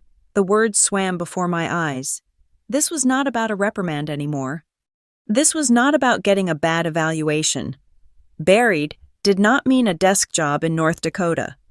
Buried meant erased. It meant they could send me somewhere dangerous, somewhere accidents happened, or they could just make sure my career ended in a way that destroyed my life. I looked at the door of my room, a thin piece of wood and a cheap lock. That was all that stood between me and the people who could shut down a military base just to stop a file transfer. I sat on my bed. The mattress was thin and lumpy. I held the external hard drive in my hand. It was small, black, and cold. It contained the Delta 7 code. It contained the proof that Maddox was lying, that the logs were cooked, that the Admiral was being played. But holding it felt like holding a grenade with the pin pulled. I realized then that I had no allies. Maddox was the wolf. Sloan was the snake. The Admiral was the distant king who would probably execute the messenger just to keep the peace. I was alone. I took a pair of old wool socks from my drawer. I shoved the hard drive deep into the toe of the left sock. I tied a knot in the top. Then, I shoved the sock under my pillow, positioning it so my hand would rest on it while I slept. It was pathetic, really. A sock against a superpower, but it was all I had. I lay down in the dark, staring at the acoustic tiles of the ceiling. The adrenaline was fading, replaced by a cold, hard clarity. They wanted me to be scared. They wanted me to run. They wanted me to request a transfer, to fade away into the background noise like I always had. They thought that by showing me the dark water, I would swim back to the shallows. They were wrong. I grew up in a town where rust ate everything. I knew that if you paint over rust, it just eats the metal from the inside out. You cannot hide the rot. You have to cut it out. I closed my hand over the lump in my pillow. They wanted to bury me. Fine. Let them try. But if I was going down, I was not going down as a victim. I was going to be the friction in their engine. I was going to be the catastrophic failure they never planned for. I was not going to report the bug anymore. I was going to become the bug. I closed my eyes, but I did not sleep. I lay there in the dark, listening to the hum of the bass outside, and for the first time in my life, I began to plan how to hurt the thing that fed me. The time for saving the Navy was over. The time for calculated destruction had begun. 3 days after I found the note in my locker, the hammer dropped. It did not come down with a loud bang or a squad of Marines kicking in my door. It arrived with the polite, bureaucratic quiet of an Outlook calendar invite. The subject line read, Mandatory Operational Audit, Internal Review. It was 800 hours on a Thursday. The base was buzzing with a nervous energy that usually preceded an inspection. We were told that a specialized team from Fleet Cyber Command was coming down to assist with pre-deployment readiness. That was the official story. But in the Navy, assist usually means interrogate, and readiness usually means finding someone to blame for the budget overruns. I was at my desk, trying to look busy with the inventory list Maddox had given me, when my phone rang. It was the internal line. Petty Officer Brown, I answered. Lieutenant Commander Sloan would like to see you in his office. The voice of the yeoman said, Immediately. Is this regarding the inventory, yeoman? He did not say, Just get here. The line clicked dead. I stood up. My legs felt heavy, like they were filled with wet sand. I looked across the room at Petty Officer Evans. He was typing furiously, his headphones on, oblivious. I wanted to tell him. I wanted to scream that the audit was a sham, but I knew it would not matter.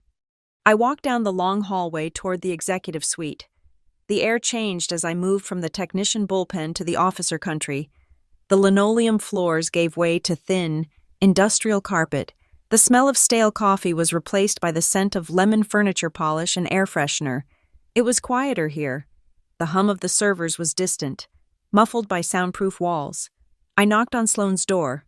Enter, a voice called out. I pushed the door open and stepped inside. Sloane's office was immaculate. It looked more like the consultation room of a high-priced divorce lawyer than the workspace of a naval officer. There were no loose papers, no coffee stains, just a large mahogany desk, a framed picture of a ship I knew he had never served on, and a window that looked out over the parking lot. Sloane was sitting behind the desk. He was wearing his dress khakis, looking crisp and approachable. He was smiling. It was a sad, sympathetic smile, the kind a doctor wears when he has to tell you that the test results came back bad. And sitting in the corner, in a chair that looked too small for him, was Senior Chief Maddox. Maddox was not smiling. He was staring at his boots, shaking his head slowly, acting the part of the disappointed father whose child had just crashed the family car. Close the door, Isla, Sloane said. He used my first name. That was the first red flag. Officers do not use your first name unless they are trying to sell you something or bury you. I closed the door. The latch clicked with a finality that made my stomach turn. Have a seat, Sloane said, gesturing to the empty chair directly in front of him. I sat down. I kept my back straight, my hands on my knees. Sir, if this is about the inventory. This is not about the inventory, Sloane interrupted gently. He picked up a single file folder from his desk and slid it across the polished wood until it rested in front of me. We have been reviewing the logs from the USS Resolute, Sloane said. The audit team flagged some irregularities. I looked at the folder. Irregularities, sir. Open it, Maddox grumbled from the corner. Stop playing dumb. Brown. I opened the folder. Inside was a single sheet of paper. It was a printout of the access logs for ComNode 12. I scanned the lines. My eyes widened. There was the timestamp 143204. There was the command injection override protocol initiated, but the signature was not Delta 7. The signature was user ID iBrown 772. My user ID. I stared at the paper. The room seemed to tilt sideways. This is not real, I whispered. The logs do not lie. Ela, Sloane said, his voice dripping with fake compassion. We know you were on the ship that day. We know you were at that specific terminal. We have the physical entry logs.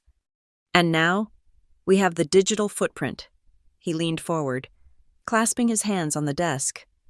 We found a command script embedded in the time sync channel, Sloan explained, sounding like he was talking to a slow child. It was clumsy, amateurish. It looks like someone was trying to bypass the safety protocols to, test a theory show off, or maybe just see if they could. I looked up at him. The audacity of it took my breath away. They had not just scrubbed the Delta 7 code. They had taken the exact moment of the intrusion and pasted my credentials over it. They had framed me with my own discovery. I did not write this, I said, my voice shaking. I was running a diagnostic. I found an anomaly. I found a code called Delta 7. Maddox stood up. He walked over to the window and looked out, his back to me. We looked for this Delta 7 you keep talking about, Maddox said, his voice heavy with fatigue. We searched the entire database. It does not exist. Brown. It is a figment of your imagination, or maybe it is a story you made up to cover your tracks when you realized you tripped an alarm. He turned around to face me. I tried to protect you. Kid, I told the commander that you were just thorough, that you were just doing your job, but I cannot defend this. You were hacking a live system on a deploying warship. I was not hacking, I snapped. I was catching a hack. Lower your voice, Sloan said. The smile vanished for a split second, replaced by a razor-sharp glare, before returning. We are trying to help you here. Sloan sat back in his chair and sighed. Here is the situation. Isla, we have evidence of unauthorized modification of a critical system. That is a court-martial offense. That is Leavenworth prison time. That is a dishonorable discharge and a felony record that will follow you for the rest of your life. He let the silence hang there, heavy and suffocating. However, Sloan continued, Senior Chief Maddox believes you are not malicious. He thinks you are just misguided, a young tech who got bored and wanted to see how the system worked. We do not want to ruin a young woman's life over a moment of stupidity. He slid a second piece of paper across the desk. It was a pre-written statement. I, Petty Officer, 3rd Class Isla Brown, admit to unauthorized access of the Crimson Tide Communication Network for the purpose of testing a personal script. I accept full responsibility for any system instability.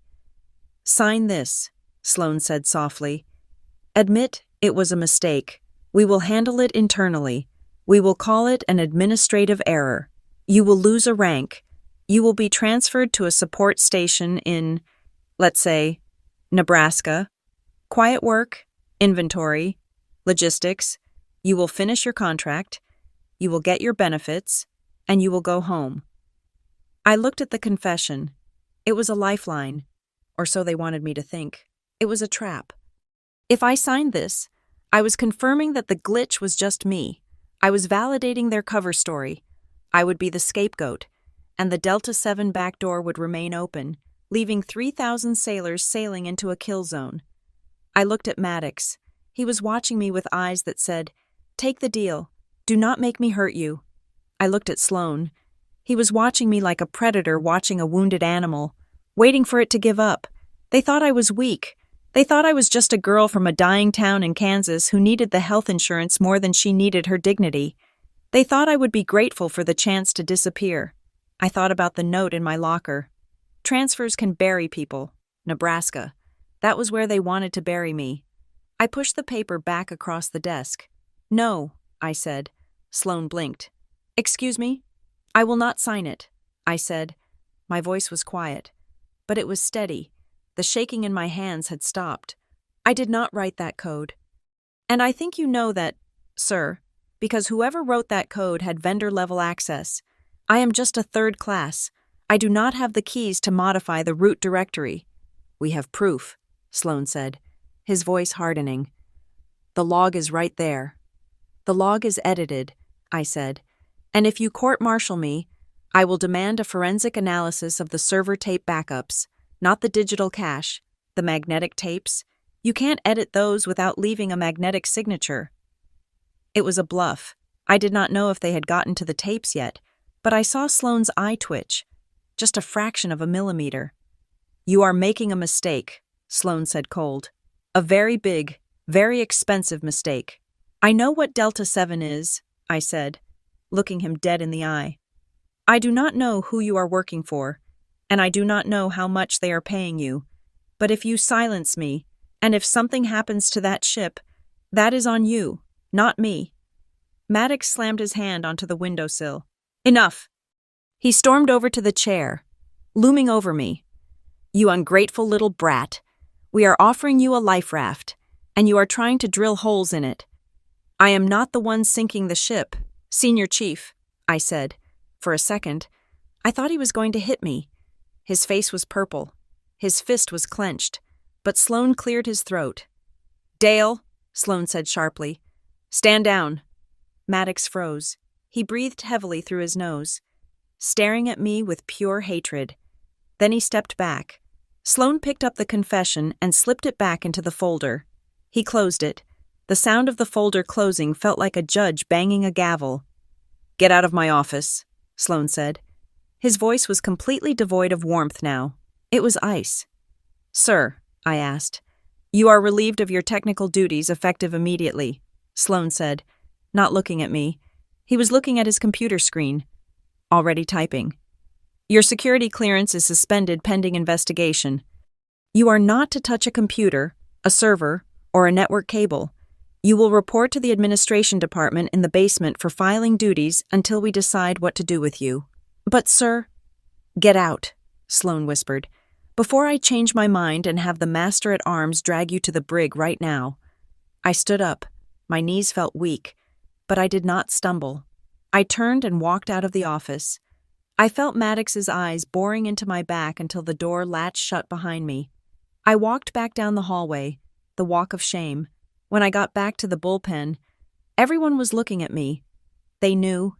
News travels faster than light in a Navy unit. They looked at me with a mixture of pity and fear. I was the leper now. I was the one who had touched the third rail. Petty Officer Evans quickly looked down at his desk as I walked by. No one spoke. I packed my bag. I did not have much. A mug, a framed photo of my parents, my notebook. Maddox came out of the office a minute later. He did not yell. He just walked up to my desk, reached down, and unplugged my network cable. He pulled it out of the wall socket and coiled it up.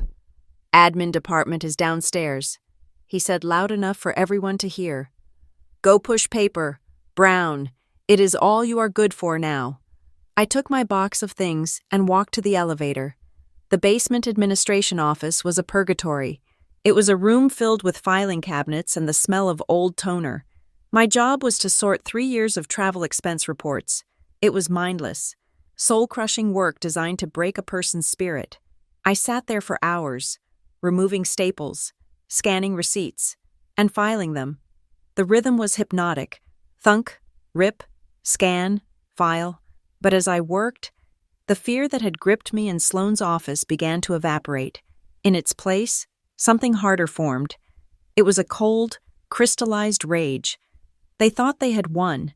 They thought that by taking away my computer, they had disarmed me. They thought that by putting me in a basement, they had silenced me. They were arrogant. That was their weakness. They assumed that because I was from a poor town, because I needed this job, I would break. They assumed I would beg for forgiveness. But they did not understand where I came from, in my town. When the bank took your house, you did not cry. You moved into the trailer. When the factory closed, you did not starve. You planted a garden. We were survivors. We knew how to lose everything and keep standing. I looked at the stack of paper in front of me. Expense reports, travel logs, vendor receipts. My eyes narrowed. Sloane and Maddox were corrupt. I knew that. But corruption requires money. It requires transactions. And in the Navy, every transaction leaves a paper trail. I was in the administration office. I was surrounded by the paper trail. I picked up a receipt. It was for a consulting fee paid to a third-party logistics firm. The date was 2 months ago. I looked at the filing cabinet next to me. It was labeled Contractor Invoices AM. Sloane had sent me here to punish me. He thought he was burying me in trash. He was wrong. He had just buried me in ammunition. I realized then that I did not need a server to hurt them. I did not need a line of code to bring them down. I needed to find the connection between them and Helios defense systems. And if I couldn't find it in the digital logs because they scrubbed them, I would find it in the one place they were too lazy to scrub the boring, mundane, physical paperwork of bureaucracy. I felt a small, cold smile touch my lips. "You want me to push paper?" I whispered to the dusty room. "Okay, I will push paper." I reached into my pocket and touched the hard drive wrapped in the sock. That was the smoking gun. But now, I was sitting on the motive. I started sorting, but this time, I wasn't just filing. I was building a case. The revenge had started. And they had given me the office to do it in. I realized very quickly that trying to fight a war using the standard chain of command was a suicide mission. The chain of command was not broken. It was working exactly as designed, protecting the people at the top by crushing the people at the bottom. If I went to the captain, the report would route through Sloan. If I went to the inspector general on base, the inquiry would land on Maddox's desk for a preliminary fact check. They had built a fortress of bureaucracy around themselves, and I was just a peasant throwing pebbles at the wall. I needed a different weapon, and I needed a different battlefield. For the next 3 days, I played the part of the broken sailor perfectly. I showed up to the basement administration office at 0700 hours sharp. I kept my head down. I sorted invoices until my fingers were dry and cracked from the paper. I did not speak to anyone. I let the rumors swirl around the base that Brown had cracked under pressure, that she was incompetent, that she was on her way out. But while my hands were filing, my ears were open. It happened on a Tuesday night. I was working late, archiving a stack of requisitions from the previous fiscal year. The office was mostly empty, save for a few logistics officers in the back who were arguing over a budget discrepancy. They had left their door open. They did not think the girl sorting receipts in the corner was worth closing the door for. One of the officers, a lieutenant with a loud, braying voice, put a call on speakerphone. "Look, I do not care what the contract says," the lieutenant shouted. "The update pushed automatically. We got billed for a level 5 intervention. Who authorized that?" The voice on the other end was smooth, corporate, and dismissive. "That is standard protocol for Helios defense systems. Lieutenant, when our monitoring algorithm detects a sync error, we push a patch. It is in the fine print of the Phantom Tier support package." "Helios," the lieutenant grumbled. "You guys act like you own the damn network." "We built the network. Lieutenant, we just let you drive on it." The call ended. I froze, a receipt hovering in mid-air. Helios Defense Systems. The name was familiar, but only in the way a ghost story is familiar. They were a private military contractor, the kind that did not advertise on television. They built the black boxes, the encryption keys, and the guidance chips that guided missiles into windows from 5,000 miles away. I looked down at the invoice I was filing. It was a standard monthly billing statement for IT support services. But now, I looked closer. I pulled the folder for the current month. I scanned through the line items, and there it was. On the day of the glitch, at 1400 hours and 32 minutes, the exact second I saw the Delta 7 code, there was a line item charge. Service Remote Diagnostic Patch Deployment. Vendor Helios Defense Systems. Authorization Code HDS D7. My heart stopped. The Delta 7 wasn't just a random tag. It was them. It was Helios. I pulled the contract summary from the master file. The official scope of work stated clearly that Helios provided advisory support only and had no direct right access to operational command channels. That was the lie. Helios wasn't just advising, they were writing code directly into the live nervous system of the Crimson Tide Strike Group, and they were doing it through a back door that Maddox and Sloan were covering up. Maddox and Sloan weren't just corrupt. They were gatekeepers for a private company that had effectively bought the keys to a U.S. Navy aircraft carrier. If I took this to Sloan, he would burn the evidence. If I took it to Maddox, he would bury me. I needed to go sideways. I needed to find someone who hated contractors as much as I hated being gaslighted. I spent the next night drafting a document. I did not use a Navy computer. I wrote it by hand in my notebook first, then typed it up on a library computer in town. totally off the grid. It was not an emotional rant. It was not an accusation. It was a dry technical analysis. To Atlantic Fleet Cyber Defense Division. Analysis Branch. Subject: Anomalous external write permissions on hull-to-shore protocol. Abstract identifying a recurring code injection signature Delta 7. Correlating with unauthorized remote patch deployments by vendor Helios Defense Systems. Contradicting established containment protocols. I did not sign it. I did not mention Maddox or Sloan. I just laid out the math, the code, the timestamps, the contract violation. I mailed the physical copy in a plain envelope to the Fleet Cyber Office in Norfolk, addressed to the duty officer. It was a message in a bottle thrown into a very large ocean. 2 days later, I was back in the basement, shredding duplicate forms, when the phone on the supervisor's desk rang. "Petty Officer Brown," the supervisor called out, looking annoyed. "You have a summons." I stood up, dusting the paper shreds from my uniform. "Is it Lieutenant Commander Sloan, sir?" "No," the supervisor said, looking at the caller ID with a frown. "It is a Commander Reyes. He is from Fleet Cyber. He is in Conference Room B. He wants to see you now." My pulse spiked. Fleet Cyber. They had read it. I walked to Conference Room B. It was in a different building, away from Sloan's influence. I walked in. The room was small and soundproofed. Sitting at the table was a man I had never seen before. Commander Noah Reyes did not look like the polished politicians I was used to.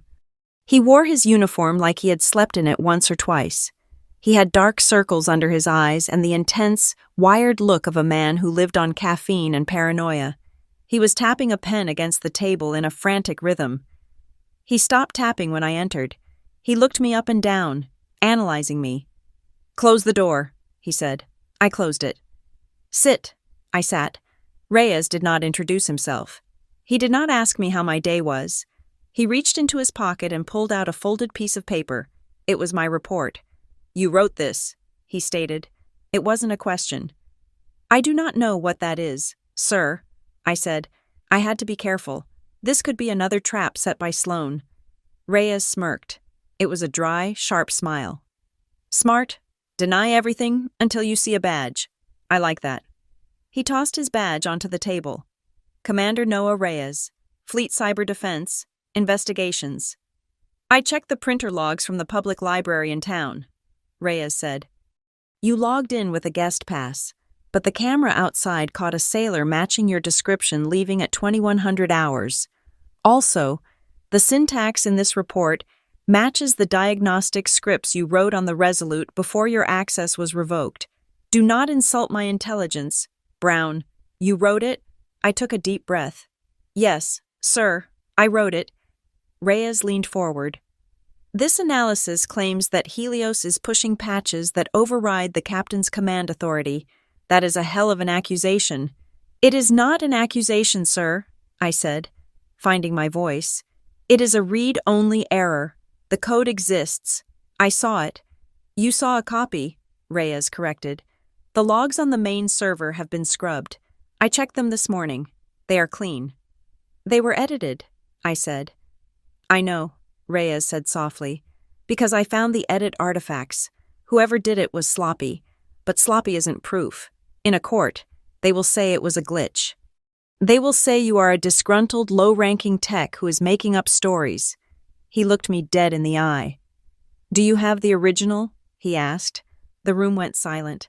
This was the moment. If I gave it to him, I was all in. If he was working with Sloan, I was finished. But looking at Reyes, I saw something I hadn't seen in Sloan or Maddox. I saw exhaustion. I saw the look of a man who was tired of losing battles to people in expensive suits. "If I did have it," I said slowly, "what would you do with it?" "If you have the raw, unscrubbed dump from the tape backup," Reyes said, "then I can prove that the timestamp was altered. I can prove the Delta 7 tag is real, and if I can prove that, I can burn Helios to the ground." I reached down to my ankle. I wasn't wearing the sock today, but I had the drive taped to the inside of my boot. I pulled it loose. I placed the small black drive on the table. This is the raw export from the Boneyard terminal, I said. It has the Delta 7 injection, the timestamps, and the deletion command that triggered the blackout. Reyes picked up the drive. He treated it like it was a diamond. He turned it over in his hands, checking the serial number. You realize what you have done, don't you? Reyes asked quietly. You didn't just find a bug. You poked a sleeping dragon. Helios has contracts worth billions of dollars. They have retired generals on their board of directors. People have died for less than what is on this drive. I know, I said. Maddox told me that sailors who dive too deep don't come back. Reyes let out a short, bitter laugh. Maddox, that dinosaur, he is just a hired thug. He thinks he is protecting the Navy, but he is just protecting his pension. Reyes pocketed the drive. Listen to me closely. Petty officer, Reyes said. I am going to take this, I am going to analyze it, and then I am going to take it to the only man in this fleet who scares me more than Helios. Admiral Hayes, I asked. Reyes nodded. Hayes hates contractors. He has a personal history with equipment failure provided by the lowest bidder. He lost his daughter in a crash 5 years ago, a crash caused by a software glitch that the vendor swore didn't exist. I felt a chill. That explained the look in Hayes's eyes during the briefing. But, Reyes continued, his voice turning stern, we cannot move yet. If we strike now, Sloan will shred the paper trail. He will claim the drive is a forgery. We need them to get comfortable. We need them to think they won. What are you asking me to do? I asked. I want you to go back to that basement, Reyes said. I want you to keep your head down. Act defeated. Let Sloan see you looking miserable. Let Maddox think he broke you. I want them to feel so safe that they start getting sloppy again. They will push another patch. And when they do, we will be watching. I felt a surge of resistance. I am tired of playing the victim, sir. I am tired of them looking at me like I am nothing. You are not nothing, Reyes said fiercely. You are the bait. And right now, being the bait is the most dangerous job in the room. Can you do it? Can you swallow your pride for one more week to nail these bastards to the wall? I thought about Maddox's smirk. I thought about the burial note. I can do it, I said. Good, Reyes said. He stood up. Get back to your filing. Wait for my signal. When the time comes, you won't be filing papers. You will be ending careers. I walked out of that room feeling lighter than I had in weeks. I went back to the basement. I sat at my desk. I picked up a stack of invoices. When the supervisor walked by and told me to hurry up, I said, Aye, sir, with a voice that sounded perfectly broken. But inside, I was smiling. They thought I was retreating. They didn't know I was just clearing the firing line. 3 hours later, in a soundproof office on the top floor of the Fleet Operations Center, the air was cold and still. Admiral Hayes sat behind his desk. The room was dark, lit only by a single lamp. He looked older than his official photos. The lines on his face were deep valleys of grief and stress. Commander Reyes stood in front of the desk. He did not salute. He simply placed the black hard drive on the polished wood. What is this, Noah? Hayes asked, his voice gravel and iron. It is the ghost, sir, Reyes said. The one you thought we chased out of the system 3 years ago. Hayes stared at the drive. He did not touch it. Is it verified? Yes, sir. A third-class petty officer found it. She pulled it from the raw tapes. It is the Delta 7 signature. Helios is writing directly to the hull override. Hayes closed his eyes. For a moment, the 4-star Admiral vanished, and a grieving father appeared. He remembered the phone call. He remembered the report that blamed pilot error when he knew, deep in his gut, that the plane's computer had seized up. He remembered the Helios logo on the diagnostic report that claimed the system was flawless. He opened his eyes. The grief was gone. Only the ice remained. They are doing it to my strike group, Hayes whispered. They are doing it to my sailors. Yes, sir, Reyes said. And Sloan and Maddox are helping them. Hayes reached out and covered the drive with his large, scarred hand. Set the trap, Hayes said. Let them think they are safe, and when they trigger it, I want everyone to see it. I want the girl to show it to them." "She is ready, sir," Reyes said. "Good," Hayes said. He looked at the drive, then up at Reyes. "Burn them down." "Noah, burn them all down." For the next 2 weeks, I became the ghost they wanted me to be. I stopped wearing my technician's tool belt. I stopped carrying my ruggedized laptop.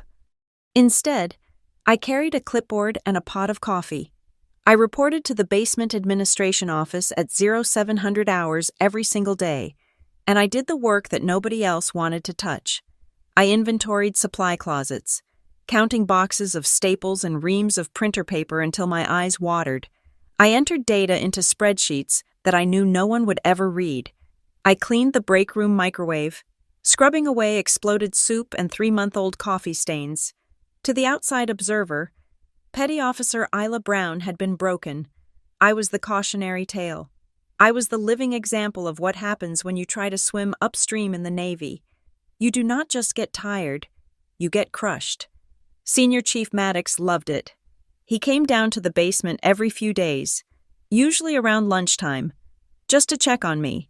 He would lean against the doorframe, holding a cup of coffee, and watch me file papers. He did not yell anymore. He did not threaten. He was almost paternal, in a twisted, abusive way. "You look better, Brown," he said one afternoon. "Less stressed. See what happens when you stop trying to save the world and just do your job." I looked up from a stack of requisition forms. "Yes, Senior Chief, it is much quieter down here." "It is," he agreed, taking a slow sip of his coffee. "The machine works best when all the parts spin in the right direction. You were trying to spin backward. Friction causes heat. Heat breaks the engine. You understand that now, right?" "I understand.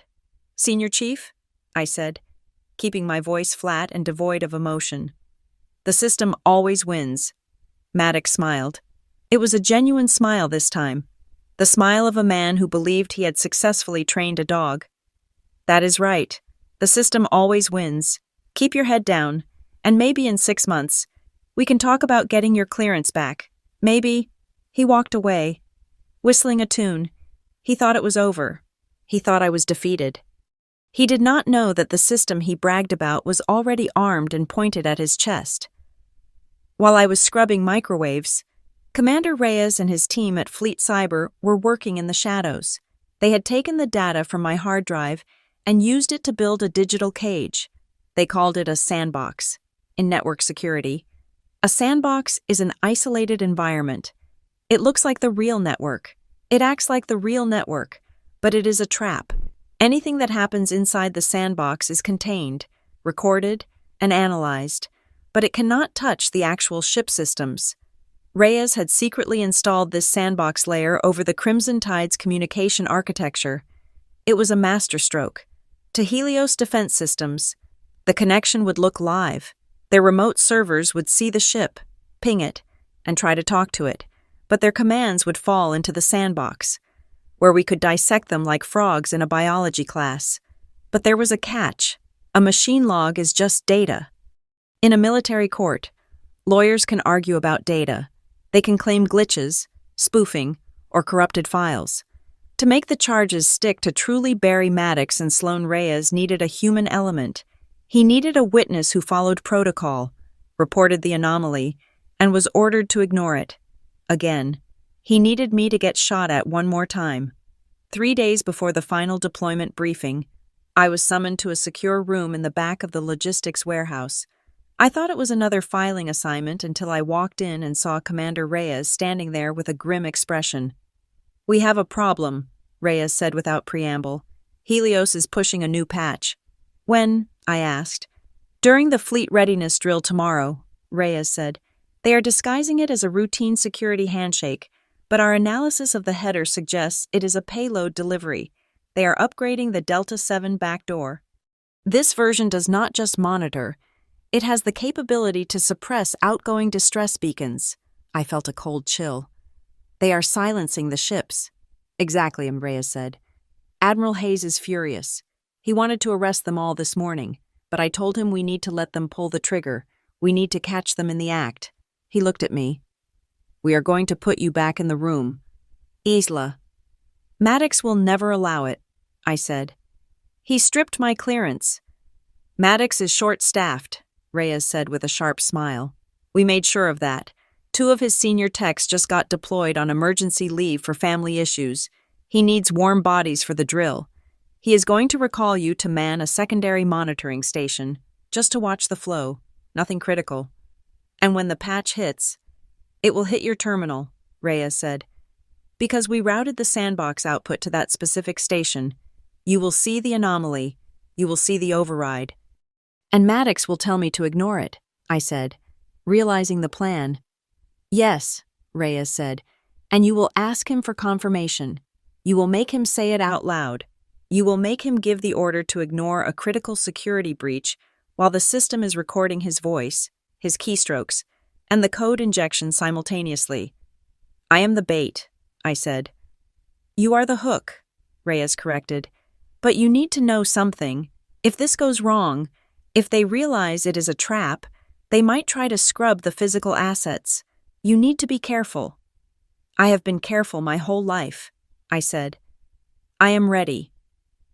The next morning, the Coastal Ridge Fleet Operations Center was chaos. The fleet readiness drill was a massive, all-hands-on-deck simulation designed to stress-test the network before the strike group sailed.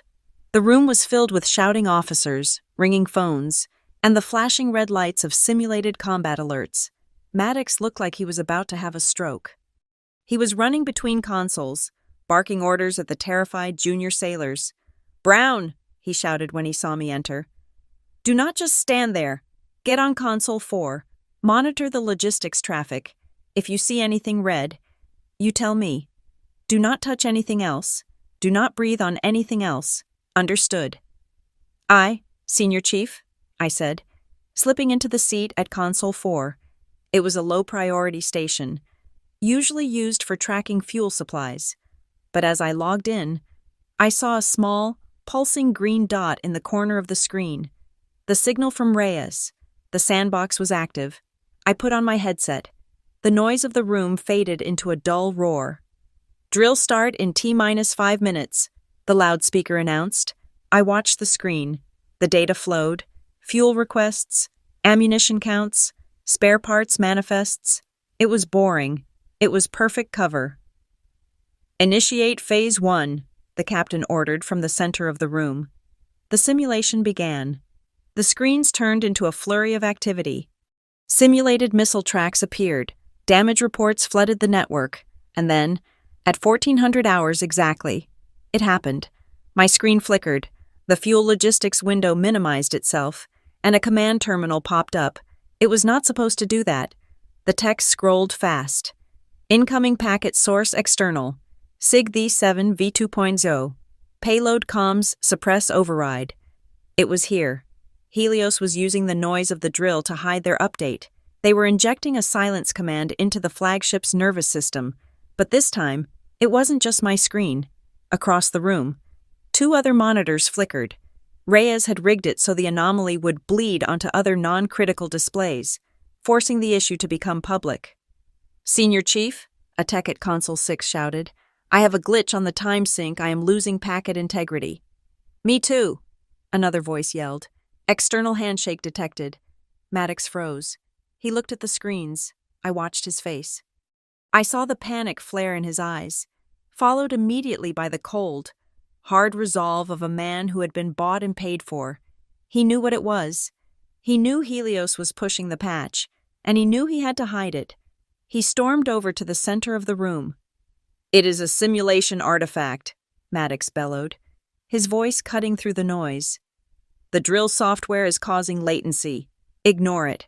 Clear the warnings and maintain green board status." I stood up. This was the moment. "Senior Chief," I called out, my voice clear and loud. "I have a Delta 7 signature on my console. It is executing an override command. This does not look like a simulation. It looks like an intrusion." Maddox spun around. When he saw it was me, his face twisted into a mask of fury. He marched over to my console, shoving a chair out of his way. "I told you to monitor logistics. Brown," he hissed, leaning over me. The window popped up on its own. "Senior Chief," I said, pointing at the screen. "Look at the code. It is writing to the hull-to-shore protocol. If we do not stop it, we lose command authority." "I gave you a direct order," Maddox shouted, spitting slightly as he spoke. "This is a drill. The system is testing us. Clear the error and log it as green. Do not make me repeat myself." "Sir," I said, looking him dead in the eye, "are you ordering me to falsify a security log during a live injection event?"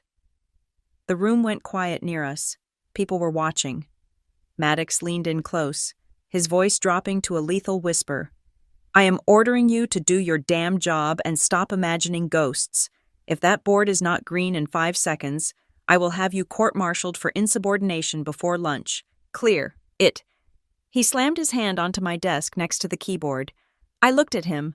I saw the fear behind the anger. He was terrified that the patch wouldn't load in time. "Aye, Senior Chief," I said softly. I reached out and typed the command. "Clear log." The screen wiped. The Delta 7 code vanished. The status bar turned green. "Log is green. Senior Chief," I said. Maddox let out a breath. He straightened his uniform. "Good. Now sit down and shut up." He walked away, confident that he had crushed the rebellion one more time. He did not see my left hand. While my right hand had typed the clear command, my left hand had been holding down a specific key combination that Reyes had programmed. Ctrl-Alt-Shift-R. I hadn't just cleared the screen. I had sent the entire session Maddox's voice recording from my headset microphone, the raw code of the Delta 7 patch, and the keystroke log of his order to ignore it directly to the secure sandbox server. The trap had snapped shut. Maddox had just walked into a cage, locked the door, and handed the key to Admiral Hayes. I sat through the rest of the drill, my hands resting on my knees to stop them from shaking. I watched Maddox strut around the room, barking orders, acting like the king of the castle. He had no idea that he was already a dead man walking. At 1700 hours, the drill ended. The all clear was sounded. Maddox walked by my desk on his way out. He stopped and tapped my shoulder. "See?" he said, smiling. "World didn't end. You worry too much. Brown." "Yes, Senior Chief," I said. "Go get some rest," he said. "We have the final deployment briefing with the Admiral tomorrow morning at 0800. I want you there to serve coffee. It will be a good lesson for you to see how the big boys handle business." "I will be there," I said. I waited until he left. I waited until the room emptied out. I walked out to the parking lot. The sun was setting, painting the sky in bruised purples and reds. I sat in my beat-up car and pulled my phone out of the glove box. There was one new message. It was encrypted. I typed in the passcode. It was from Commander Reyes. "We got it all. Audio is clear. Code is isolated. Hayes has seen it." I stared at the screen. A tear leaked out of my eye, hot and angry. I wiped it away furiously. Then a second message appeared. "Tomorrow, 0800. When they reach the section on comms integrity." "Stand up." I put the phone down. I looked at my hands. They were the hands of a girl who used to scrub grease off engine parts in a garage in Kansas. They were the hands of a girl who filed papers in a basement. But tomorrow, they were going to be the hands that tore down a 4-star Admiral's command staff. I drove back to the barracks. I did not eat dinner. I sat on my bed and pulled the external hard drive out from under my pillow. I held it tight. It was not just insurance anymore. It was the final nail. I thought about Maddox's face when he told me the system always wins. He was right. The system does win. But he forgot one thing. I was the system now, and I was about to reboot the whole damn world. And here we were again. The room that smelled of industrial carpet cleaner and high-stakes anxiety. The Coastal Ridge Fleet Operations Center. I was back at the starting line, standing in the back row against the acoustic paneling, clutching my laptop bag. To the casual observer, I was exactly where I was, weeks ago Isla Brown. The invisible petty officer, the furniture that breathes. But the air in the room felt different this time. Before, it had been heavy with the pressure of my own silence. Now, it was heavy with the weight of the trap that was about to snap shut. Senior Chief Maddox sat in the second row, his back to me. His posture was relaxed, arrogant. He had spent the morning drinking coffee and joking with the other chiefs, confident that the glitch from the drill yesterday had been successfully buried. He thought I was cowed. He thought the threat of a transfer to a supply depot in the middle of nowhere had broken my spirit. To his left sat Lieutenant Commander Sloan. He looked immaculate in his dress uniform, his hair perfectly parted, his face a mask of professional competence. He was tapping a stylus against his tablet, reviewing the slide deck one last time. It was a deck full of lies, a presentation designed to tell Admiral Hayes that the Crimson Tide Strike Group was invincible, secure, and ready to sail into harm's way. Admiral Hayes sat at the head of the mahogany table. He looked tired. The lines around his eyes were deep trenches of shadow. He was spinning a pen between his fingers, staring at the blank projection screen. He knew what was coming. Commander Reyes had briefed him, but Hayes was a good actor. He had to be. He had to let them hang themselves. "Let us get started," Hayes said, his voice cutting through the low murmur of the room. "I want a final go-no-go on all systems. We have 3,000 sailors waiting on the tide." The room went silent. The captain stood up and began the briefing. Logistics, green. Propulsion, green. Weapons, green. It was a symphony of perfection. Every slide was a testament to the efficiency of the United States Navy, and every slide brought us closer to the only slide that mattered. "Communications and cyber integrity," the captain announced. "Lieutenant Commander Sloan." Sloan stood up. He walked to the podium with the easy grace of a man who had rehearsed this moment in front of a mirror. He smiled at the Admiral. "Admiral," Sloan said, his voice smooth and reassuring. "We have completed the final scrub of the hull-to-shore networks following the readiness drill yesterday. I am pleased to report that all communication nodes are reporting green. We have 100% packet integrity. The encryption keys have been cycled, and the latency is nominal." Maddox nodded vigorously from his seat, playing the part of the diligent NCO confirming his officer's words. "We experienced a minor sensor ghost during the drill," Sloan continued, waving a hand dismissively. "A simulation artifact. It has been isolated and cleared. There are no anomalies detected in the live system." Hayes stopped spinning his pen. He looked at Sloan. "So, you are personally certifying that this network is secure against external intrusion?" "I am, sir," Sloan said without hesitation. "I would stake my commission on it." I felt a cold fire ignite in my chest. He was staking his commission on a lie that could get people killed. He was selling out the fleet to a contractor for a consulting fee and a pat on the head. I remembered the office. I remembered the confession letter he tried to make me sign. I admit to unauthorized access. He wanted me to be the villain. He wanted me to be the mistake. I looked at my hands. They were steady. I thought about the hard drive in my bag. I thought about the sandbox logs that Reyes had sent me. I took a step forward. "Sir," I said. My voice was not loud, but in the acoustic perfection of the briefing room, it sounded like a gunshot. Sloan froze. Maddox whipped his head around, his eyes widening in shock. He had forgotten I was even there. "Sir, you need to see this," I said, louder this time. The room erupted into a low murmur of confusion. A third-class petty officer interrupting a deployment briefing was unheard of. It was social suicide. Maddox jumped to his feet, his face flushed a violent shade of red.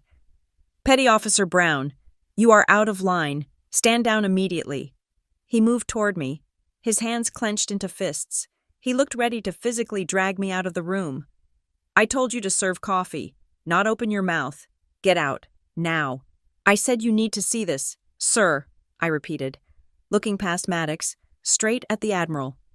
"Security," Sloan barked, his composure cracking. "Remove this sailor. She is having a mental health episode." Two master-at-arms at the door took a step forward.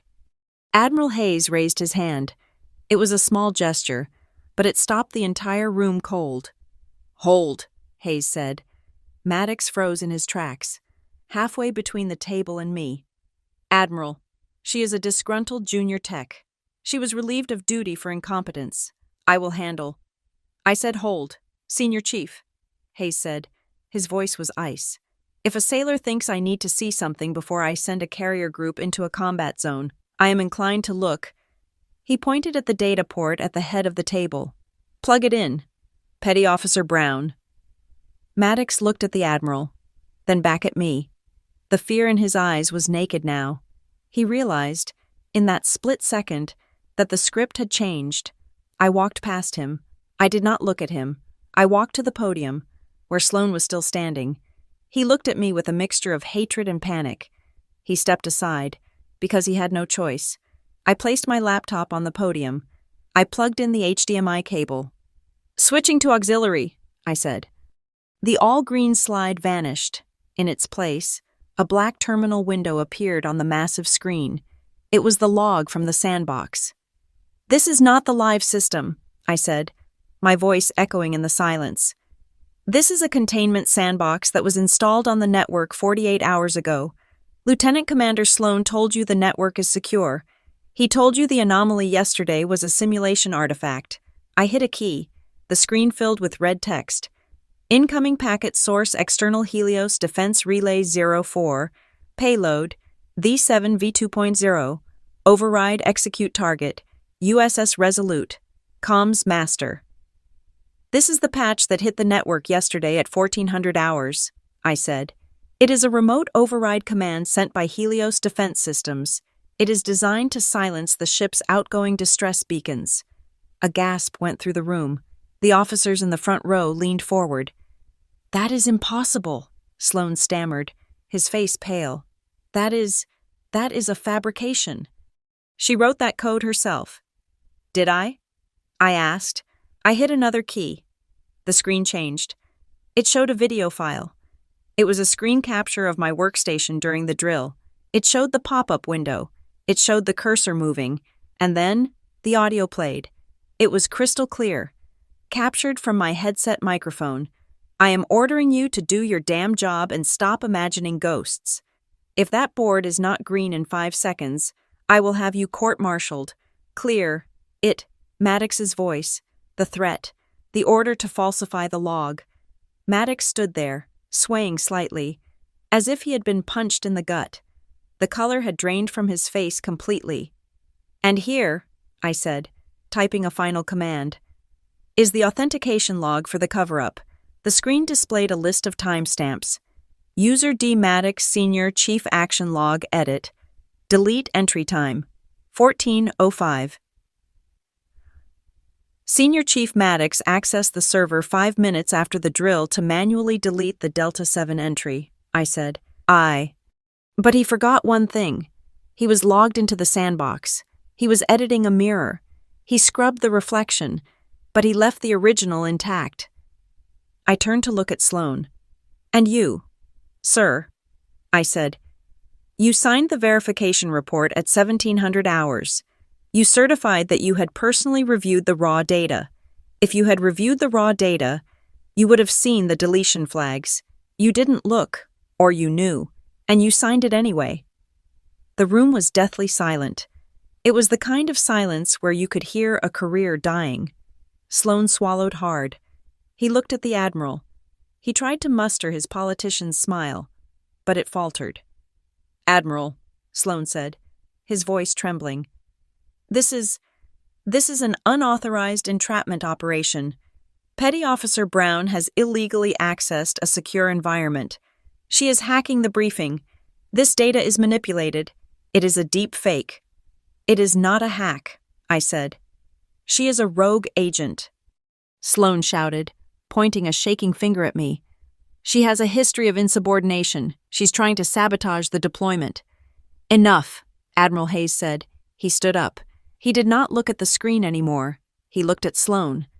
It is not a hack, Commander, Hayes said softly, because I signed the authorization order for the sandbox myself. Sloane's mouth opened, but no sound came out. He looked like a fish on a dock. You authorized it, Sloane whispered. I did, Hayes said. Because Commander Reyes told me that someone in my command staff was selling my ships to a contractor. I didn't want to believe it. I wanted to be wrong. He looked at Maddox. But the sandbox does not lie. You ordered a sailor to falsify a security log. That is not negligence. Senior Chief, that is treason. Hayes turned his gaze back to the screen, staring at the Delta 7 code. Who approved this patch?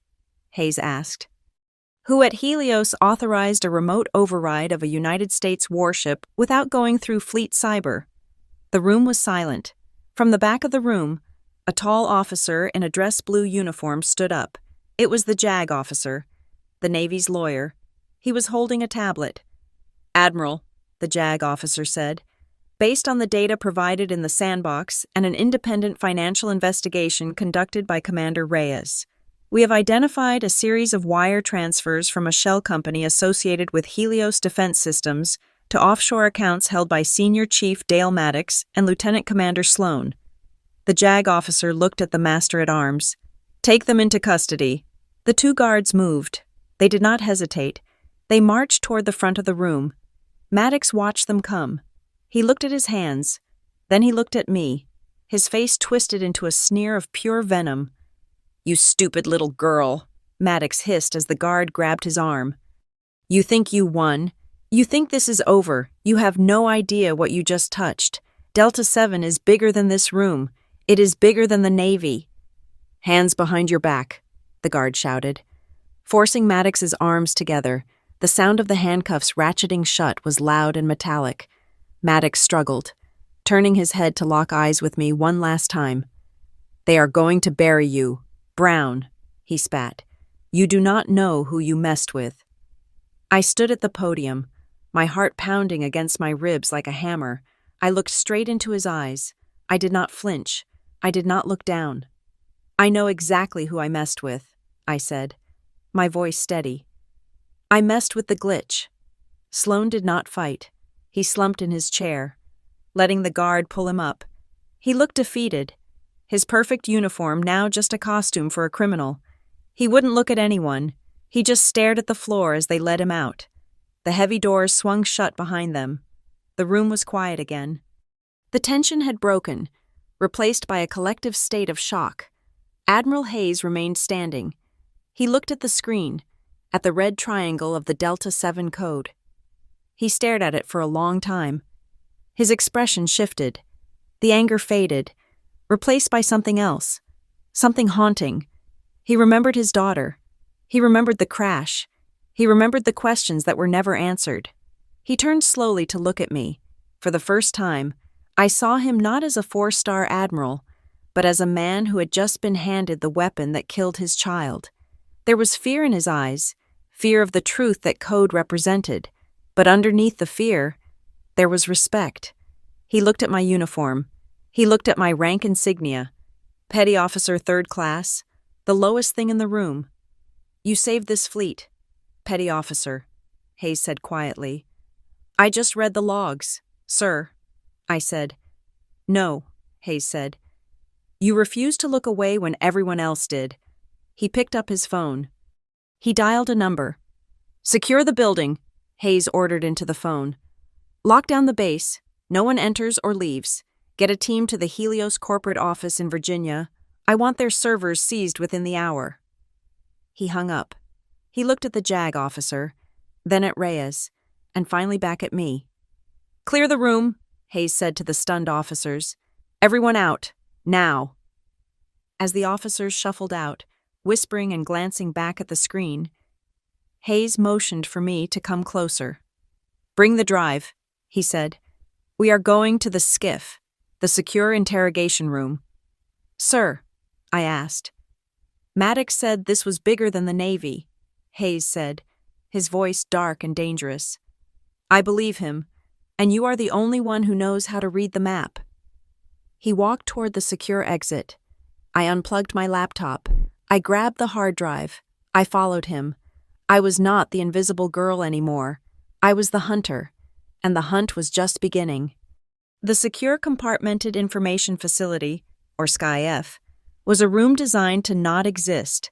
It was buried 3 levels below the Coastal Ridge Fleet Operations Center, behind a door made of steel that was 6 inches thick. There were no windows. The walls were lined with copper mesh to block electronic signals. The air was recycled and cold, smelling of ozone and floor wax. In the center of the room was a metal table bolted to the floor. Admiral Hayes sat at the head, his face a mask of granite. To his right was Commander Reyes, typing rapidly on a secure terminal.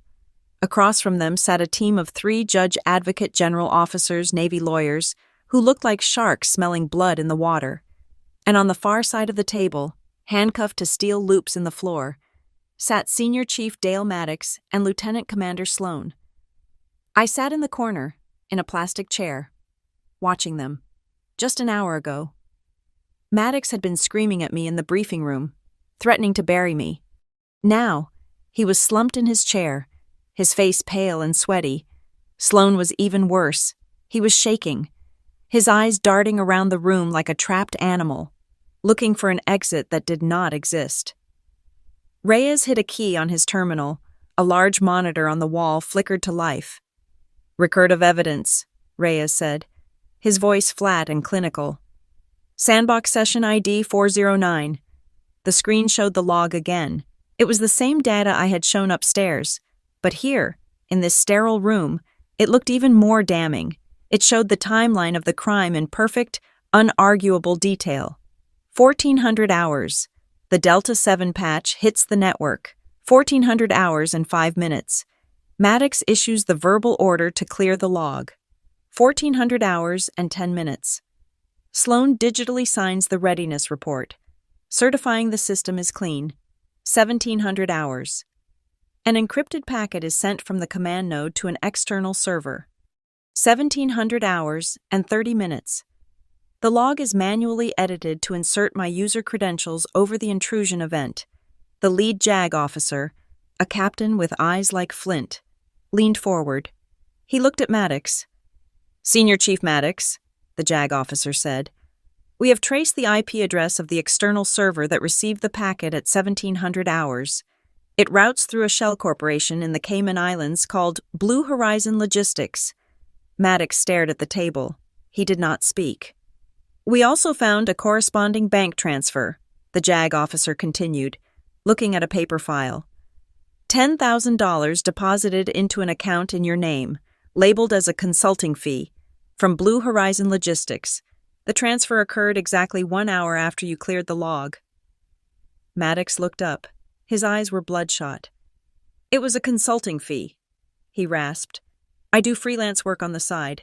Technical advising. It is not illegal to have a second job." "It is when the job is for a defense contractor actively sabotaging a U.S. warship," Reyes interjected. "I did not know," Maddox shouted, straining against his cuffs. "They told me it was a diagnostic patch. They said the system was glitching and they needed a back door to fix it remotely because the Navy software was too slow.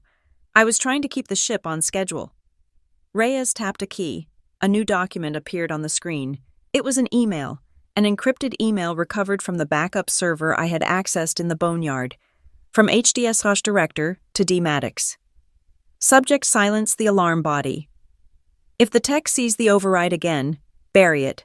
We cannot afford a delay in the contract renewal. Make sure the logs are clean. Bonus follows." The room went silent. "Bury it," Reyes repeated. "That does not sound like a diagnostic repair." "Senior Chief, that sounds like a cover-up."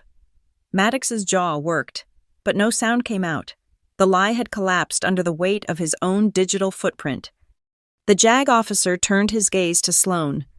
"Lieutenant Commander," the JAG officer said, "you signed the authorization. You are the officer in charge. You certified the safety of 3,000 sailors." Sloan flinched. He looked at Maddox, then at the Admiral, desperate to find a lifeline. "I relied on my senior enlisted advisor," Sloan stammered. "Senior Chief Maddox told me it was a false alarm. He told me the system was green. I am an operations officer, not a coder.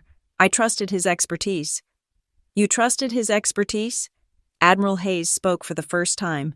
His voice was low, vibrating with a suppressed rage that terrified me more than Maddox's shouting ever had. "Yes, Admiral," Sloan said. nodding frantically. "I was misled. I am a victim here too." "Stop," Hayes said. He opened a folder in front of him. He pulled out a single sheet of paper. It was old. The edges were yellowed. "This is a casualty report from 4 years ago," Hayes said. "From the USS Vanguard. A young systems technician named Petty Officer Miller reported a recurring anomaly in the navigation grid, a code string that looked like a triangle and a number 7. Maddox's head snapped up. "Miller reported it to his division officer," Hayes continued. "That officer told him it was a glitch. 2 weeks later, Miller died in an electrical accident in the server room. The official report said he failed to follow safety tag-out procedures." Hayes looked at Sloan. "The investigating officer who signed that report," Hayes said, sliding the paper across the table, "was a lieutenant named Sloan." Sloan stared at the paper. His face went from pale to a sickly gray. I don't remember that," Sloan whispered. "I do," Hayes said, "because I read every casualty report involving my ships. I never made the connection until Petty Officer Brown showed me the code today. You have been covering for Helios for years, haven't you? You and Maddox, you are not just taking bribes. You are cleaning up bodies." "It was an accident," Sloan shouted, his voice cracking. "Miller was careless. It had nothing to do with the code." "But he saw it," Hayes said, "just like Brown saw it. And you tried to do the exact same thing to her. You tried to frame her. You tried to transfer her to the middle of nowhere. You tried to bury her." Hayes leaned forward, his eyes burning into Sloan's soul. "How long did you think you could keep hiding a kill code in my system?" Hayes asked. "How long did you think you could get away with it if there wasn't someone like Petty Officer Brown down there in the basement, willing to look at the logs you thought you scrubbed?" The room turned to me. "Petty Officer Brown," the JAG officer said, "please state for the record exactly what happened after you reported the anomaly." I stood up. My legs felt solid. I was not shaking anymore. "I reported the Delta 7 code to Senior Chief Maddox," I said, my voice clear and steady. "He ordered me to ignore it. When I persisted, he threatened my career. He told me that sailors who dive too deep do not come back. Then I found a note in my locker threatening to bury me." "And when they framed you," the JAG officer asked, "when they put your name on the intrusion log and offered you a plea deal to accept a transfer, why didn't you take it? Why did you keep digging?" I looked at Maddox. He was staring at me with a mixture of hatred and fear. He looked small now. The monster that had terrorized my life for weeks was just a corrupt man in handcuffs. "I grew up in a town that died because people looked the other way," I said. "I know what happens when you let the rot spread." I took a breath. "But mostly," I said, looking straight at Sloan, "I kept digging because of the threat. They told me they were going to bury me. And I decided that if my reputation and my person were going to be buried alive, I wanted the person holding the shovel to be forced to step into the light before they filled the hole." It was the truth. It wasn't about heroism. It was about the stubborn, angry refusal to let them win in the dark. The JAG officer nodded slowly. He looked at his colleagues. They exchanged a brief glance and nodded back. "Admiral," the JAG officer said, "based on the evidence provided by the sandbox logs, the financial records, the encrypted communications, and the testimony of Petty Officer Brown, we have sufficient grounds to prefer charges." He turned to the 2 men in handcuffs. "Senior Chief Dale Maddox and Lieutenant Commander Sloan, you are hereby charged with conspiracy to commit sabotage, accepting bribes from a foreign entity, falsifying official government records, and the framing of a subordinate officer. You are also under investigation for accessory to manslaughter regarding the death of Petty Officer Miller. You will be remanded to the brig immediately pending a general court-martial." Maddox slumped forward, his forehead hitting the metal table with a dull thud. Sloan began to weep, a pathetic, broken sound. "Get them out of my sight," Hayes said. The guards hauled them up. As they dragged them toward the door, Maddox twisted his body around. He was desperate, feral. "You think you stopped it?" Maddox screamed, spittle flying from his mouth. "Delta 7 is bigger than me. It is bigger than Helios. You cannot stop the signal. You are just delaying the inevitable. Get him out, Hayes roared. The door slammed shut, cutting off Maddox's screams. The silence that followed was heavy, but it was clean. Admiral Hayes sat there for a moment, breathing heavily. Then he turned to me. Petty Officer Brown, he said. Sir, I said, standing at attention. The charges against you are dismissed with prejudice, Hayes said. The reprimand in your file is expunged. I am personally adding a commendation to your service record. It will state that you were the sole individual responsible for identifying and neutralizing a catastrophic threat to the Crimson Tide strike group. He looked me in the eye. This is not a favor, he said sternly. This is a correction of the record. You did what my entire command staff failed to do. You told the truth. Thank you, sir, I said. Commander Reyes stood up. He walked over to me. You are too good for the basement, Isla, Reyes said. I have an opening in the Fleet Cyber Defense Unit. We hunt ghosts. We track the signals that people like Maddox try to hide. It is long hours. The coffee is terrible. And nobody ever says thank you. But we don't look away. He held out a hand. Do you want the job? I looked at his hand. I thought about the background Wi-Fi nickname. I thought about the weeks of feeling invisible. I do not want to be invisible anymore, sir, I said. Good, Reyes said. Then you won't be. I shook his hand. It felt like a contract, not one of servitude, but of purpose. One more thing, Admiral Hayes said. He was standing now, looking at the blank monitor where the code had been. Maddox said Delta 7 was bigger than us, Hayes said. He said we couldn't stop it. He turned to face me. There was a fierce light in his eyes, the look of a warrior who had found his new enemy. Then we will keep finding them, Hayes said. We will hunt them down in every server, in every router, in every line of code. He pointed a finger at me. With people like her. I stood there in my worn uniform, holding my cheap laptop bag. I was tired. I was hungry. But for the first time in my life, I felt terrifyingly powerful. The revenge was complete. I hadn't used a gun. I hadn't used a fist. I had used the truth. I had dragged them out of the shadows and burned them with the light of their own actions. I looked at the empty chairs where Maddox and Sloan had sat. They were gone, buried by the very system they tried to weaponize against me. I turned and walked out of the skiff.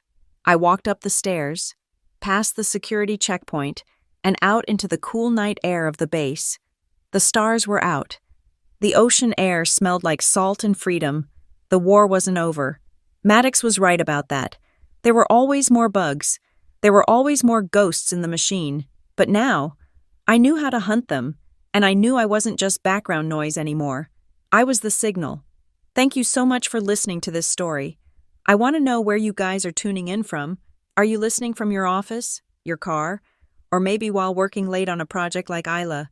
Let me know in the comments below because I love reading your thoughts. If you enjoyed watching a corrupt system get taken down by the truth, please make sure to subscribe to the Maya Revenge Stories channel. Hit that like button and smash the hype button to help this story get heard by more people. Until next time, keep your eyes on the logs.